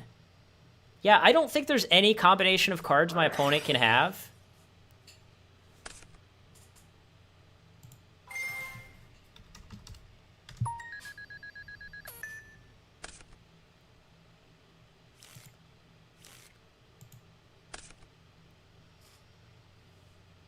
I mean, unless he, like, literally just plays something weird like Cyberjar, right? That's, like, the only way we're losing.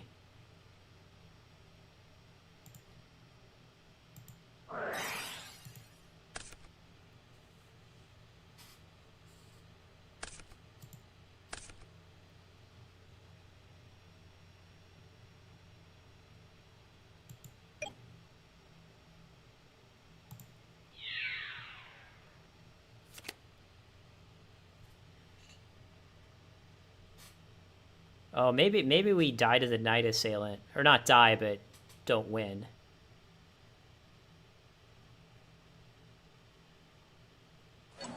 I don't know. I didn't take Night Assailant into consideration.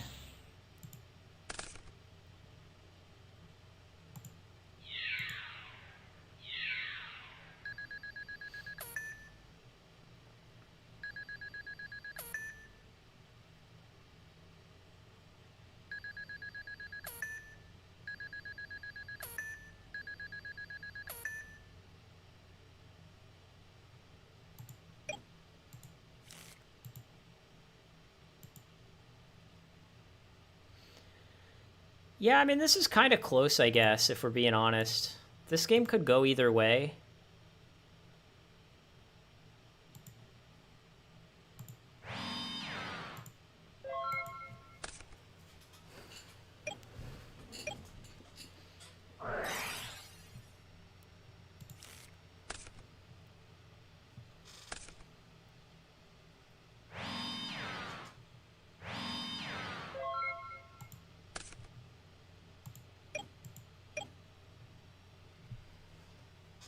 I drew an upstart, but I'm just not going to activate it here, I think. 30, let me see. 36.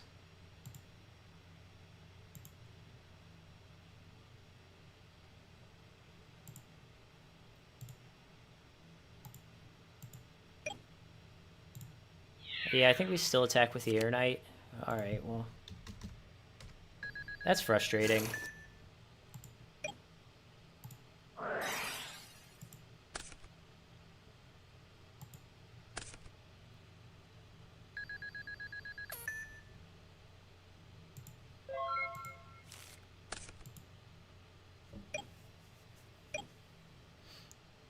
I don't know. Maybe I could have played this game out a little better. I think I was a little sloppy.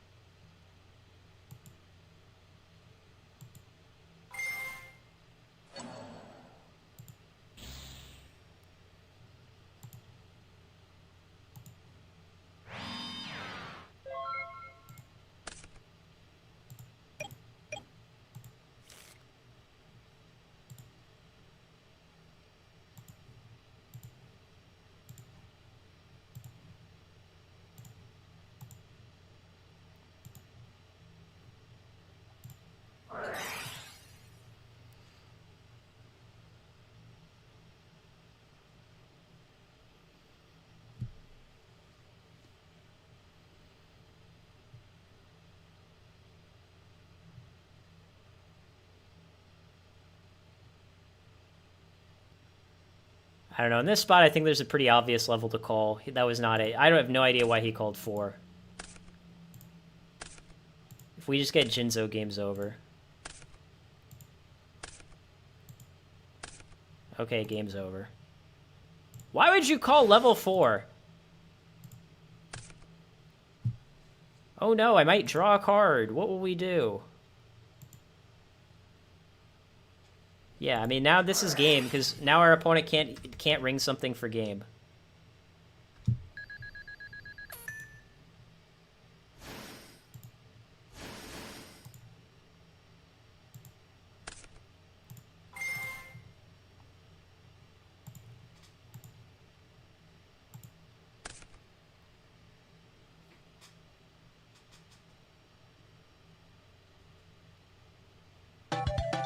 Yeah.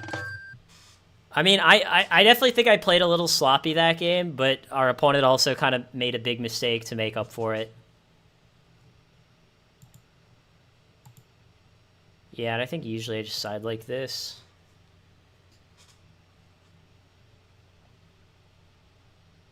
Yeah, you don't really side too much against Chaos with this deck, because like the matchup is just already so good. It's like, what more are you gonna do? The only thing I can come up with is, well, I could throw a Mind Control in there. You know, like...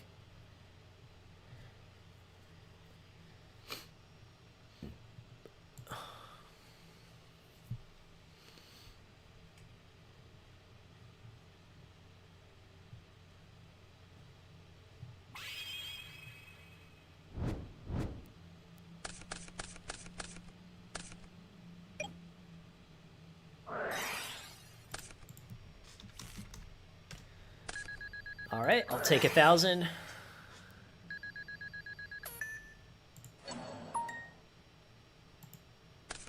I don't even know what I want.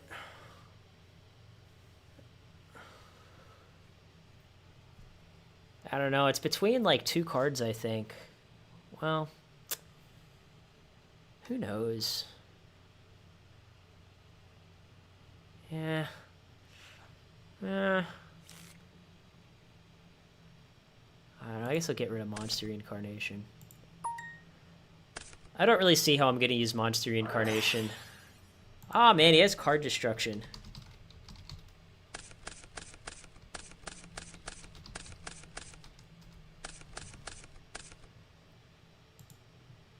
And he had Sinister. Why would he even keep in card destruction for this matchup? I mean, I sided mine out. I would think that he would want to side his out, too. Man, not even going to wait next turn for the Graceful. He's like, no, I have to Graceful immediately.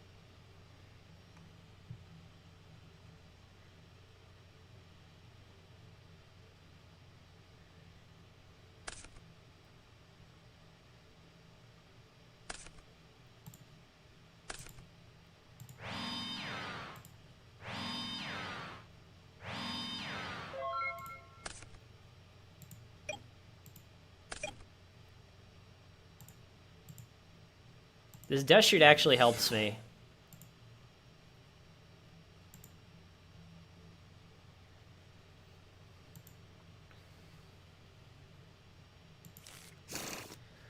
So we have a couple of options here. Because we gotta be worried this monster is a Magician of Faith. We can either just Reasoning. I'll show my hand, by the way, because he's seen it anyways. We can either just Reasoning and hope for the best, or we can just set our whole hand to play around Faith for duo. You know, which is better?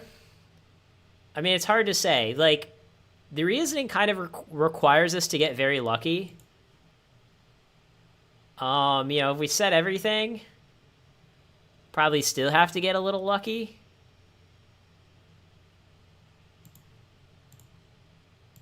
I don't know. I guess we'll just activate Reasoning. He's just going to call level 4 like a lunatic.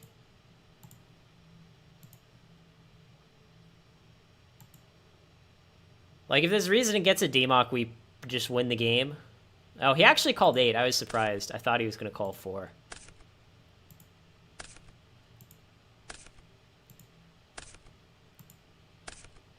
Ah, man. Sucks to be me.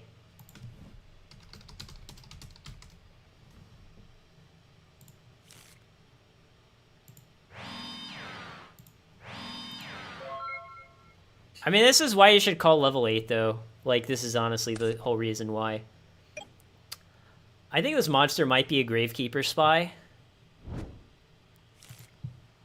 Because the fact that he didn't care about Sacred Crane tells me maybe it's spy. Yeah, okay. Yeah, so he does have faith for Trinity Piece.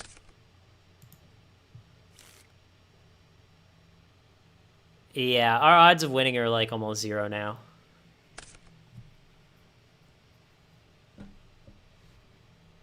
But, you know, there's always game 3.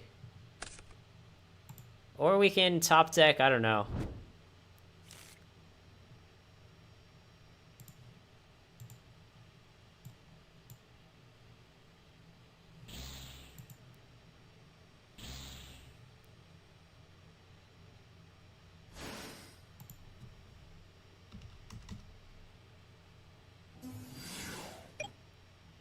I mean, the question of, oh, do I keep this in or not keep it in, it's always a question of, do you have something better? If the answer is, no, I don't have something better to side in, well, that's a pretty easy decision then. And if you do have something better to side in, well, that's still an easy decision. Like, Dust Shoot against Reasoning Gate is generally better than Heavy Storm is, and most people just still keep in Heavy Storm.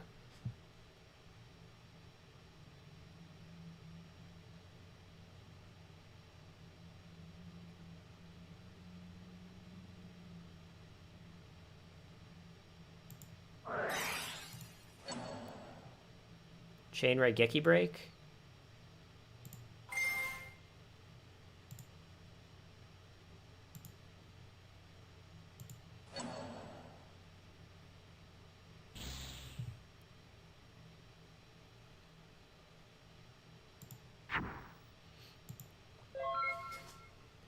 I mean, I don't think he has Book of Moon here, because if he did have Book, he would have booked the Sork. He could top deck a Book.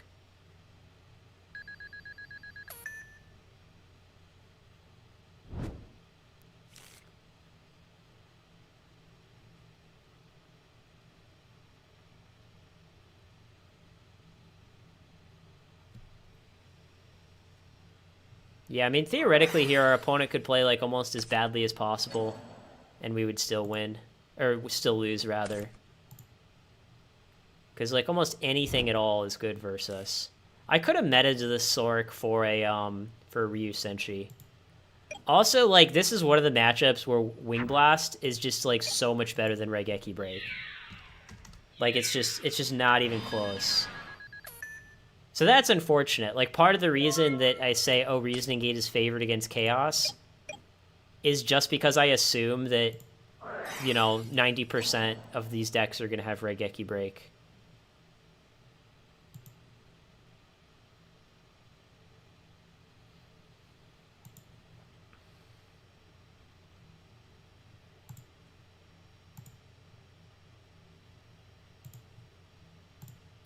Well, he has 2 Thunder Dragons in his hand anyway. Because I was thinking, like, oh, do I want to keep the light out of his grave?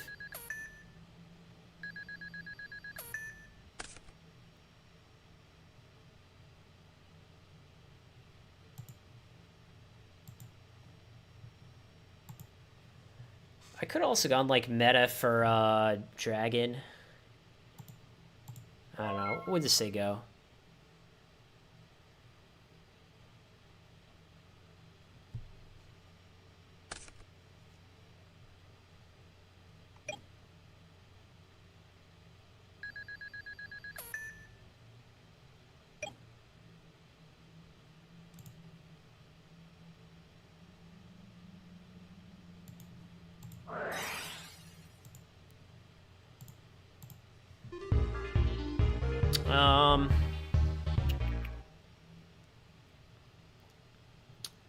So, yeah.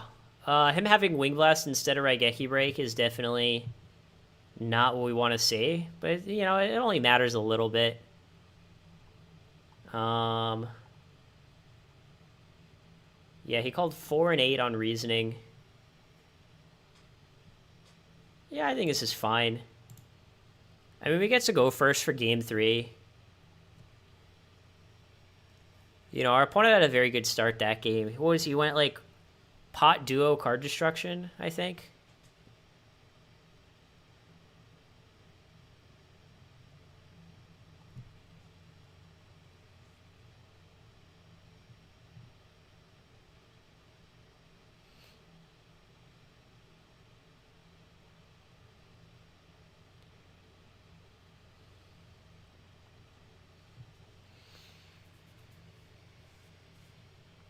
And in this deck, you don't have to play card destruction. I mainly just play card destruction because it's like, I don't know, can't think of a better alternative.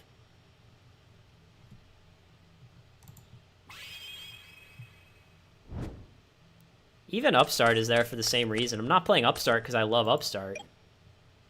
You know, I play Upstart because can't think of something better.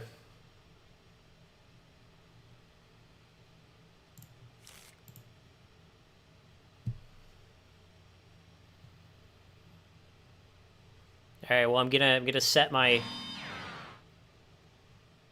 Oh, man, on stream he can see what it is, because it shows the stats. Man, if he's stream sniping, he knows what my monster is.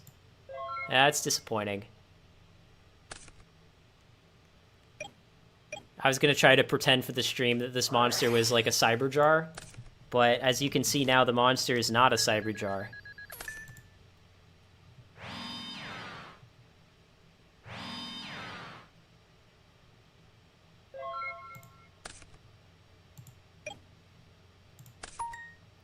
Oh, that sucks.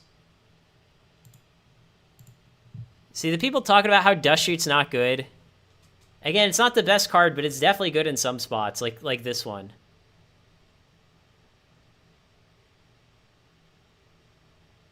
Like, this is the perfect example of, like, where Dust Shoot is just getting tons of value.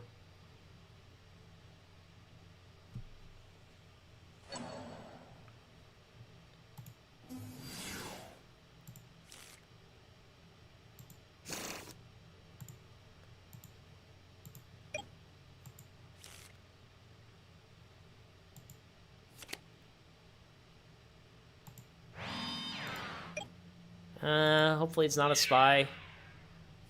It's a spy.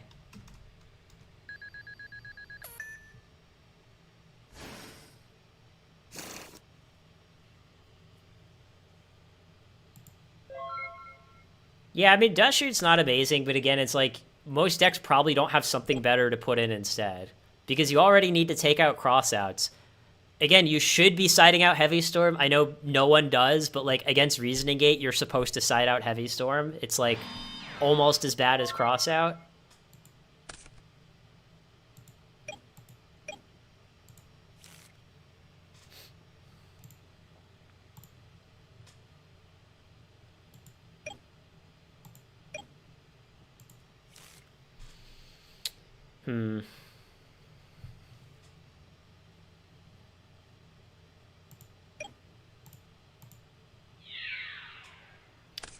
I mean, I'm feeling a little better about this game now just because my opponents had, like, no follow-up to this Dust Shoot.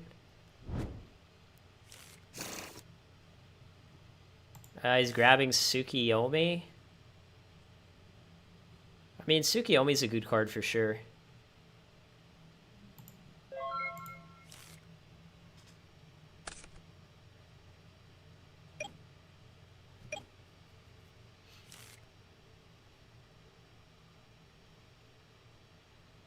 Yeah, this is kind of anyone's game. We're kind of just going to be doing draw go for a while.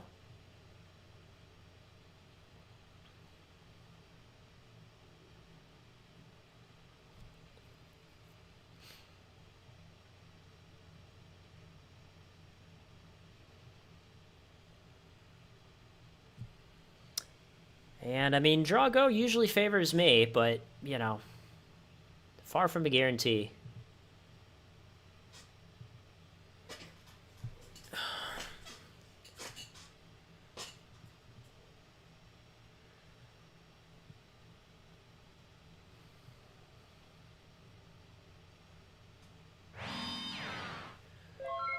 Huh. So he added Tsukiyomi and then didn't play it. I thought he was either going to Tsuki my Crane and attack it or Tsukiyomi the Spy and say go. Like, what could this monster be that's so good? Night Assailant's not really much of a big deal. I guess it's probably like a Dakochi, and he's just saying, well, I want to draw a card. I would guess this is Dakochi, but I could be way off. Alright, well, that's fine. I will gladly take 1,000 more life points. Thank you very much, kind sir.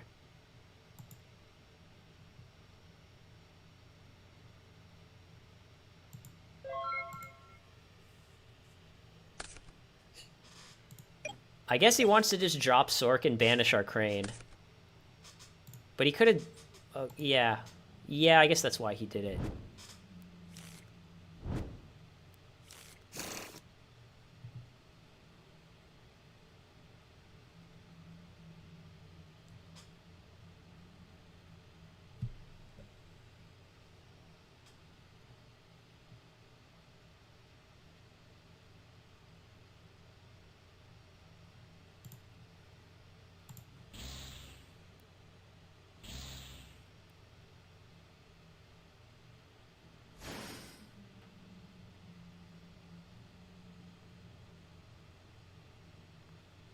He hasn't normaled.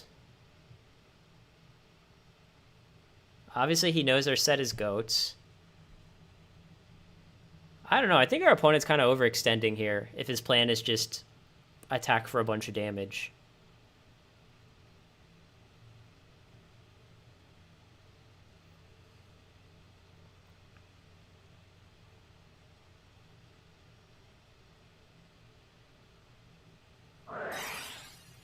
Okay, thanks for the life points.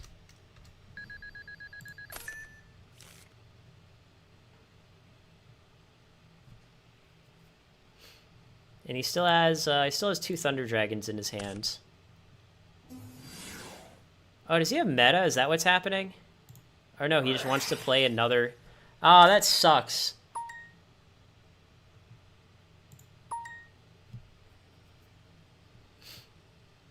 I didn't realize he was playing Chaos... Oh, no, he probably just sided in Goat's meta.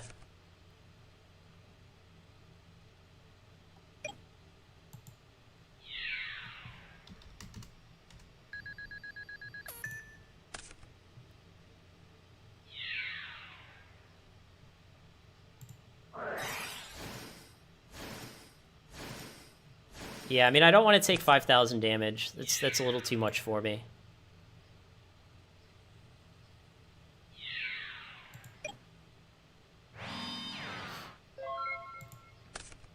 Okay.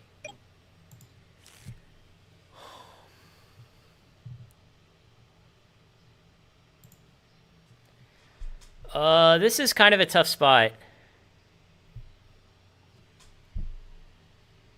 Yeah, I'm gonna go Vortex, discard, Fuseler, yeah.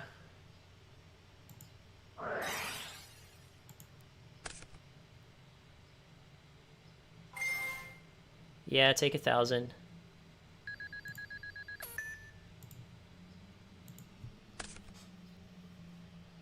Yeah, guys, I know what Lightning Vortex does. Don't worry.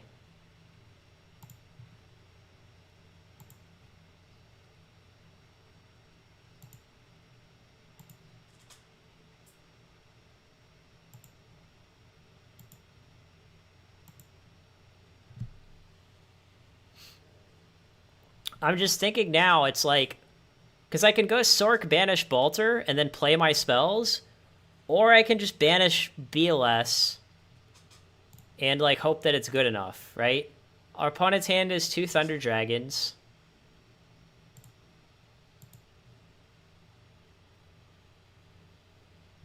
I'm probably going to be too lazy. I mean, if you want, like, I can watch replays on stream where you can see the whole hand.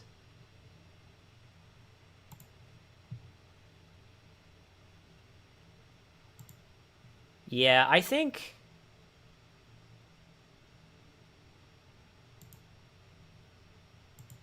I'm just gonna do the risky play. I mean, that's always with the Chaos deck, that's kind of always your consideration, right? Is like, or sorry, with the Reasoning Gate deck is, do I do the risky play or do I do the non-risky play?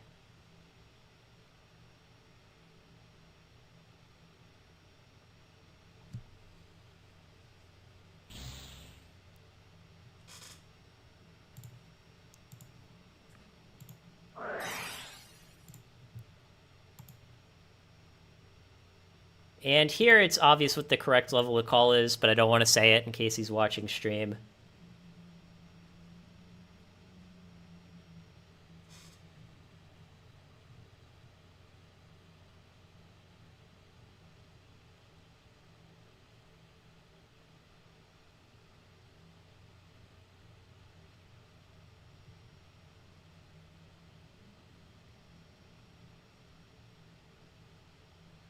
Yeah, he called 8, which is the correct level to call here, just to be clear.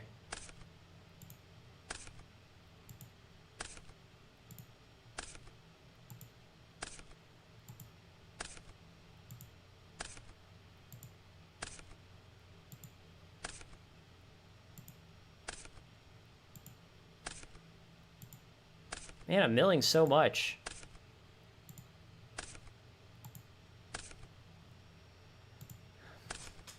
Yeah, now there's not really a whole lot I can do.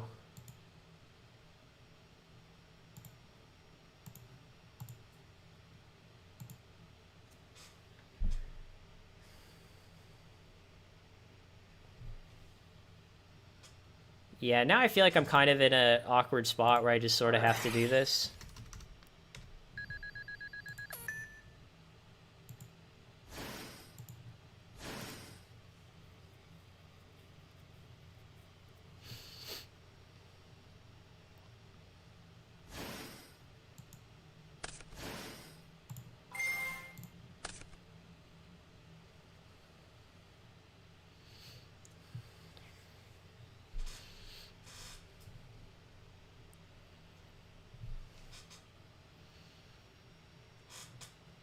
Yeah, I mean, in this spot, I am gonna crash. He already drew brain control, which is kind of good. Yeah, I mean, we kind of have options here.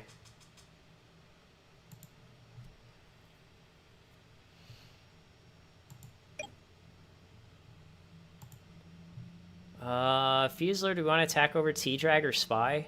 Probably just Thunder Dragon. This would be a spot, by the way, where Blowback would be a lot better than Fusler. It seems like most of the time we've kind of regretted having Fusler in our deck instead of Blowback.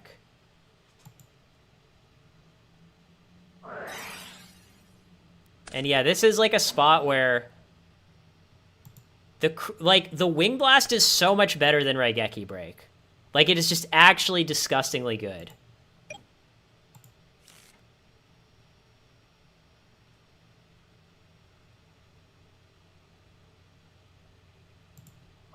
I mean, here I'm just going to have to brain the BLS and banish itself.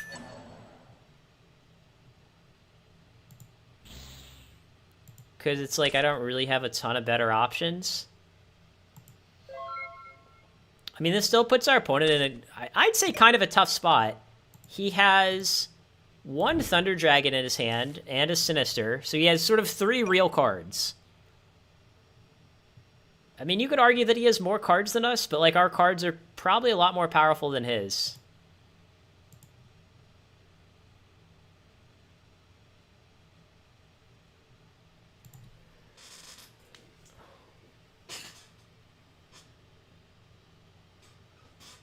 I mean, they're both good in different situations. It kind of depends on, like, what style you want to play. I think, to be clear, I think Wing Blast is better more often, but just because something is better more often doesn't mean it's better overall. You could argue that, well, the one time that Raigeki Break is better, it, like, you know, saves me a game. Again, it comes down to the meta. Like, if there is a lot of Reasoning Gate in the meta, then it's like, I don't even think it would be close, which is better, right? Like, if, say, for the sake of the argument, if GOAT format's meta was like 20% Reasoning Gate, Wing Blast would very clearly be better than Raigeki Break. I mean, some people might dispute this. Oh, does he have card destruction again? I was going to say, some people might dispute this, but I also think that Wing Blast is better against Warriors. I think it's only a little bit better against Warriors, but I do think it's better.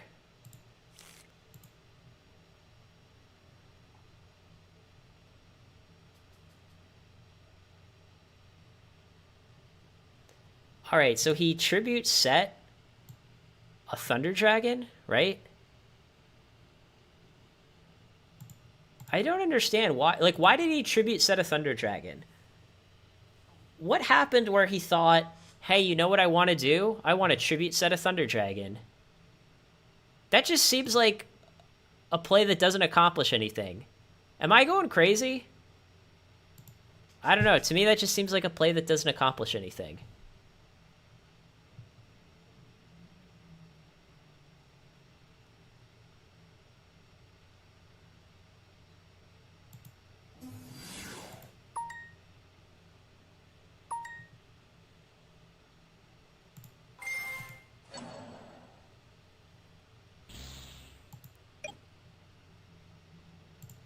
mean, I don't think this is Guardian Sphinx. Pretty sure this is an actual Thunder Dragon. Yeah, why did he do that? I'm utterly baffled. I mean, I understand, like, hey, maybe he wanted to search with Sangan, but he got a Night Assailant. Like, what is that Night Assailant supposed to do? Like, congratulations, buddy, you've got a Night Assailant. I don't see how that is, like, intended to help him. Yeah, I mean, he can Wing Blast again. He's gonna Wing Blast the Fusilier, right? Yeah, he's gonna Wing Blast the Fusilier. I mean, he didn't discard the Night Assailant. He just decided to discard the Sinister. So, yeah, I mean, don't get me wrong. It's kind of good because it, like, sort of resets our Fusilier's attack. I can kind of see how that's kind of nice for him. But he still has to deal with both of our monsters.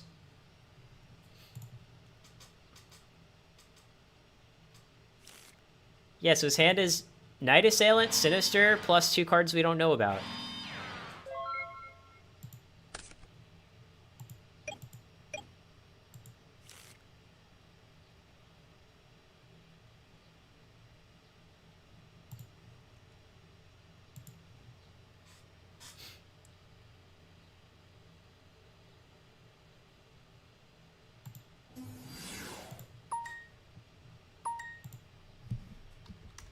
I'm just gonna change the stats on this, or else I'm gonna forget. I'm legitimately gonna forget how much attack this Fusilier has.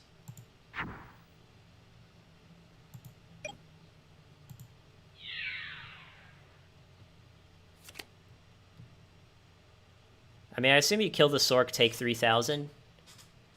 I mean, that's why we attacked with the Sork, by the way, is to deal more damage into a set Night Assailant. Oh, shit, you're right. I should have just gone Fusilier Tribute Summon. Ah, you're right. I should have just gone Fusilier Tribute Summon. I don't know. It's close. I actually think it's kind of close. I think neither play is horrible. I think this play is okay, too. The problem is I have these goats blocking my field. Like, if these 2 goats weren't here, I would 100% agree that we should be going Fusilier Tribute Summon. But the problem is if we go Fusilier, BLS, Dimension Fusion, we only have 1 zone to bring back a monster with Dimension Fusion.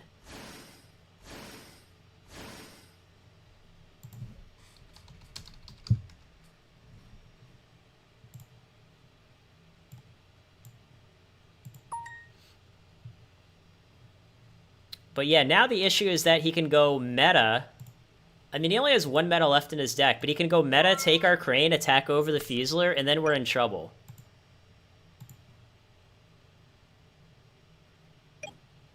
We'll realize that the Balter can't come back off Dimension Fusion, so he only has 2 cards that he can get off Dimension Fusion, and the only one we care about is BLS.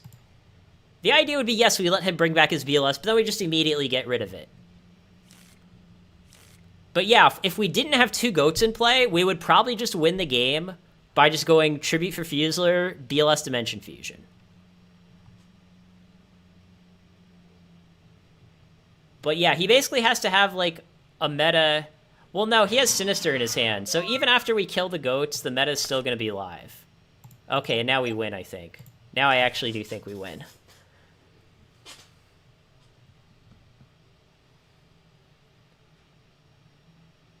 Well, he's at 7k. So I don't think we're winning, actually. False alarm. So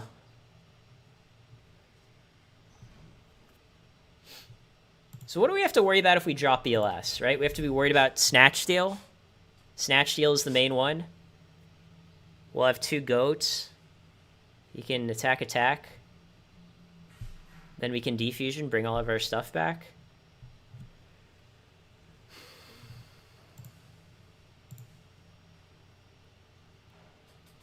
Yeah, Token Thanksgiving would be sick. I didn't know that he was bringing in goats from his own side. And by the way, my wife did just get back from work, so this is going to be the last game. Let me just think here. We can go Jinzo, BLS.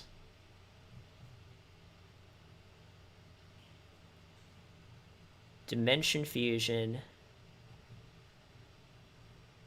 Oh no, we can't even Dimension Fusion because we won't have room. I think we just go BLS, banish your monster, attack, attack. I don't really see, like, an argument in favor of something that's not that.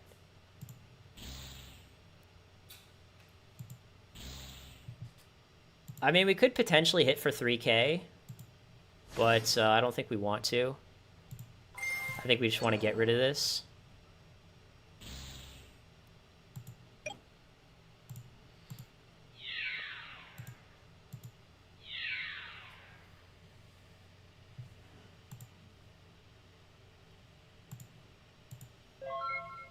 And now he basically needs to have, like, a snatch or a meta to really do something impactful. I mean, a Chaos Monster would be okay, too, but, like, okay, he goes Chaos Monster, banish our BLS, we still have a Jinzo. So I'm not really worried about a Sork. Even this is fine. Like, okay, you can kill some of our stuff. Oh, these are both machines. That's kind of annoying. The Night Assailant's gone, though. I mean, he could have a second Night Assailant in his hands.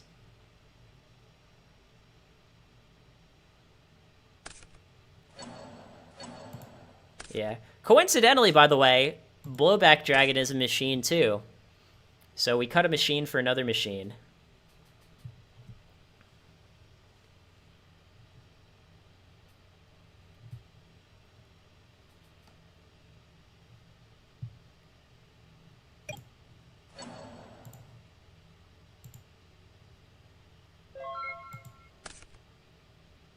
Oh, that's an interesting draw. Alright, so if we Dimension Fusion, we get back Demok and Crane, and then what's Demok getting back? Demok can get back Vortex, or Demok can get back Snatch Steal. If we just go Dimension Fusion, he brings back his BLS, we snatch his BLS, and then that's probably just game, right? I think that's just game.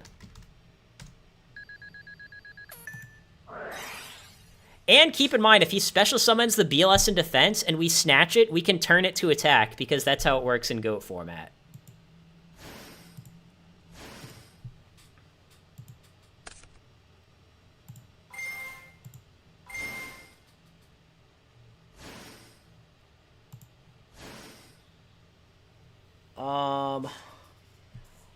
Or, so let's see, we can go, let me just try to do the math here. If we go snatch, and we go snatch, boom, boom, you take 14, boom, boom, you take 3k, you go to 4k. I think Snatch still has to be... Let me check what his grave is. He has not used Heavy Storm, MST, or Breaker. It's probably not in his hands. I mean, it could be, but it's probably not. Like, if he had Breaker or Heavy, he would have discarded it. If he had MST, he would have set it.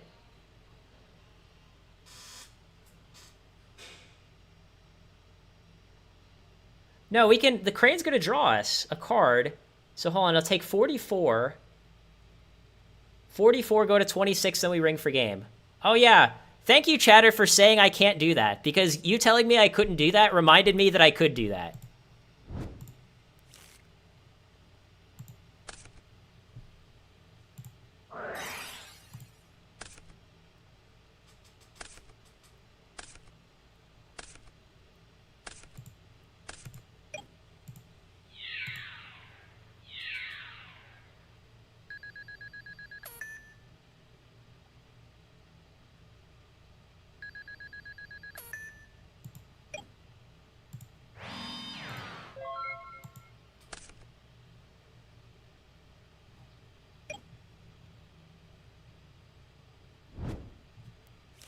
He can still have Book of Moon, so we're not going to ring right away.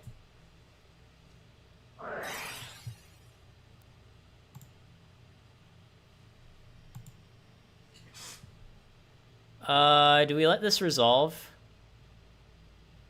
He has Sinister and one card we don't know. I don't know. I think we just try to ring here. If he just has book as his last card. Alright, no book. GG.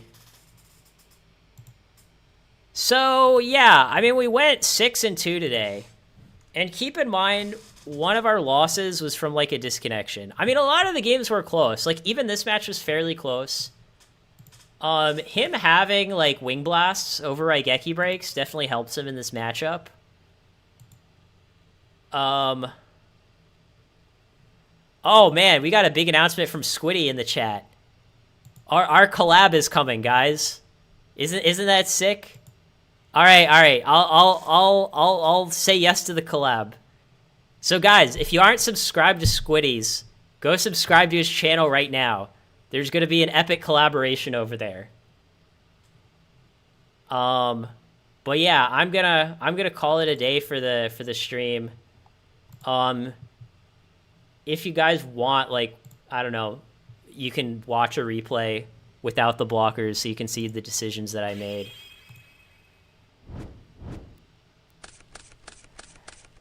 Yeah, I mean, videos are like, they take way more effort to make than people think.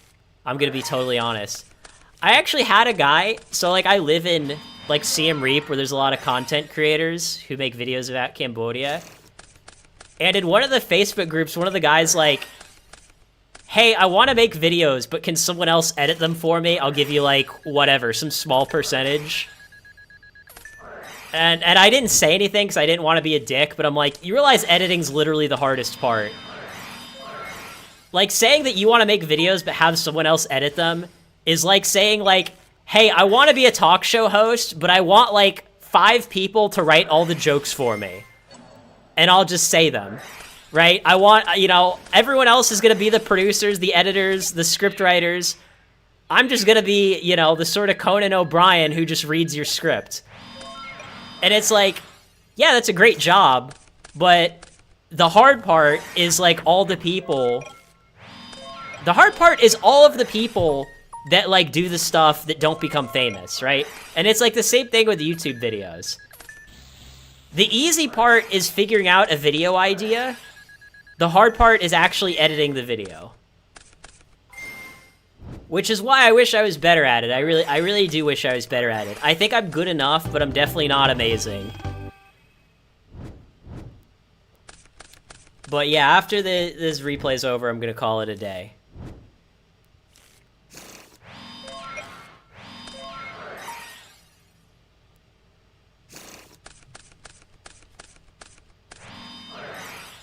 Yeah, it's funny. I kind of want to see this game too, because I thought he was going to destroy us in game 2, and then he didn't. See, this is... Playing Serial Spell and Empty Jar is a mistake. For the people who want to play Empty Jar, this card is awful. You should not play it. And the reason why... Like, what happened is, people played Serial Spell in 2005, and the reason why they played it is because back, like, during actual 2005, people didn't understand that you were supposed to play 40-card decks. So, like, if you entered a YCS with Empty Jar and got paired up against someone playing, like, a 53-card deck, you just had no way to beat them unless you had Serial Spell. But obviously today, like, no one plays a 53-card deck, so you don't have to worry about that.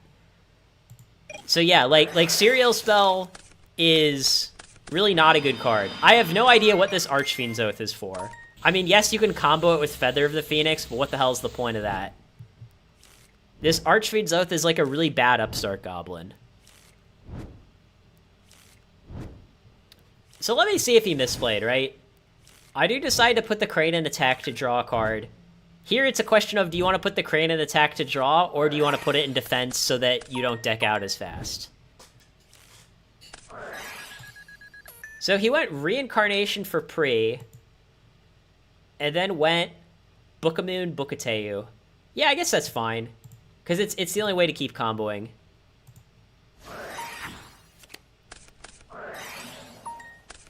Well, he didn't have Royal Magical Library. Like, we literally just saw, like, a random Archfiend's Oath in his deck. It doesn't really make a whole lot of sense.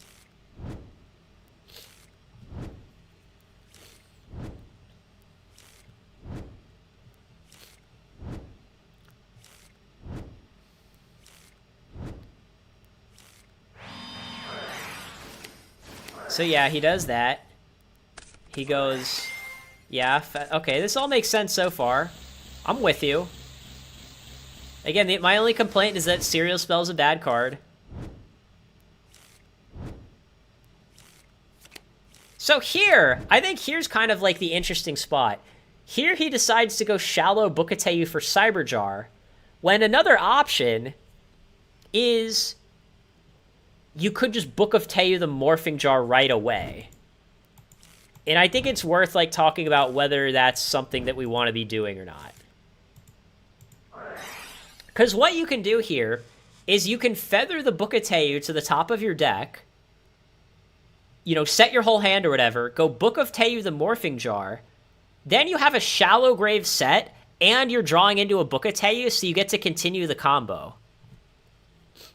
Obviously, like, this Trunade is not really concerned. Like, yes, you can Trunade here, but, like, that's just kind of whatever. I would feather, like, discard this Serial Spell, put Book of Teu on top, set my whole hand, and Book of Teu the Morphing Jar. I mean, maybe it's easy to say, like, oh, hindsight is 20/20, but, like, if you do that, like, I don't understand how you could lose. Because you could even just not Trunade right now, right? You could set the Trunade, Morphing Jar, I'm going to go to 5 cards in hand, but then after that, you can Trunade the 4 back rows back to my hand. I'll have 9 cards in hand. I'm going to be forced to draw 10, going to 7, and then card destruction would be game. If he did the play that I would say, it is like 99.9% guaranteed game. But instead what he does is he does this.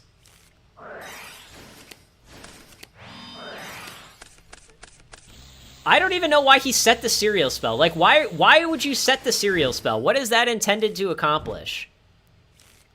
Like, sometimes, like, I don't understand.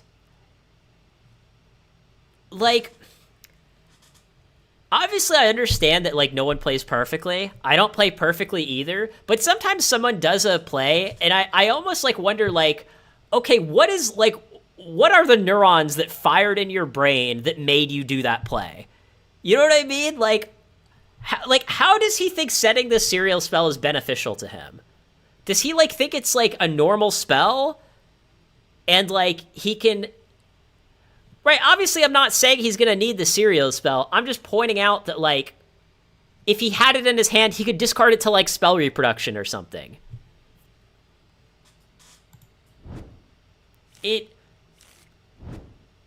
Again, it's like, I think some people, like, they just don't think. Like, they just play cards and they don't think. Whereas, and then he just bricks here and quits. Whereas, again, he just had guaranteed game if he just feathers the Book of Teu to the top and then Teu's the Morphing Jar, goes Shallow Teu, card destruction game. Like, he had guaranteed game, more or less. And again, if people just take, like, the extra few minutes to think about it, like what I always do when I'm very close to game, with any combo deck, really, whether it be Library, FTK, Empty Jar, Reason Gate, whatever, is I always think, okay, what is the worst possible sequence of events that could happen? And is there a way that I can prevent that? Now, this was definitely, like, if we see the cards that he drew off of this Cyber Jar, right? He drew Trunade, Sanguine, Tomato, Tomato, Heavy. Now, that is basically the worst possible 5 cards you could draw off the Cyber Jar. I will fully admit that.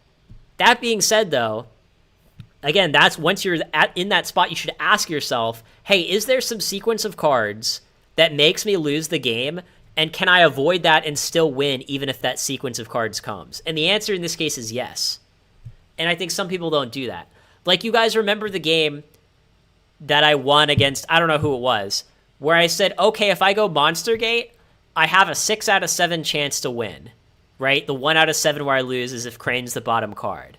But then I said, if I go meta my DMOC for Gatling, I have a 7 out of 8 chance to win. And obviously 7 out of 8 is a larger fraction than 6 out of 7. And in the 1 out of 8 times where I flip 3 tails, sometimes I will still win. So really, like, it's not that I have a 1 out of 8 chance to lose. It's probably more like I have a 1 out of 16 chance to lose, right? Maybe 50% of the time that I flip the 3 tails, I end up losing. So again, I think some people there, they just do the most obvious play without thinking. It's sort of the saying in chess, right? When you see a good play, look for a better one.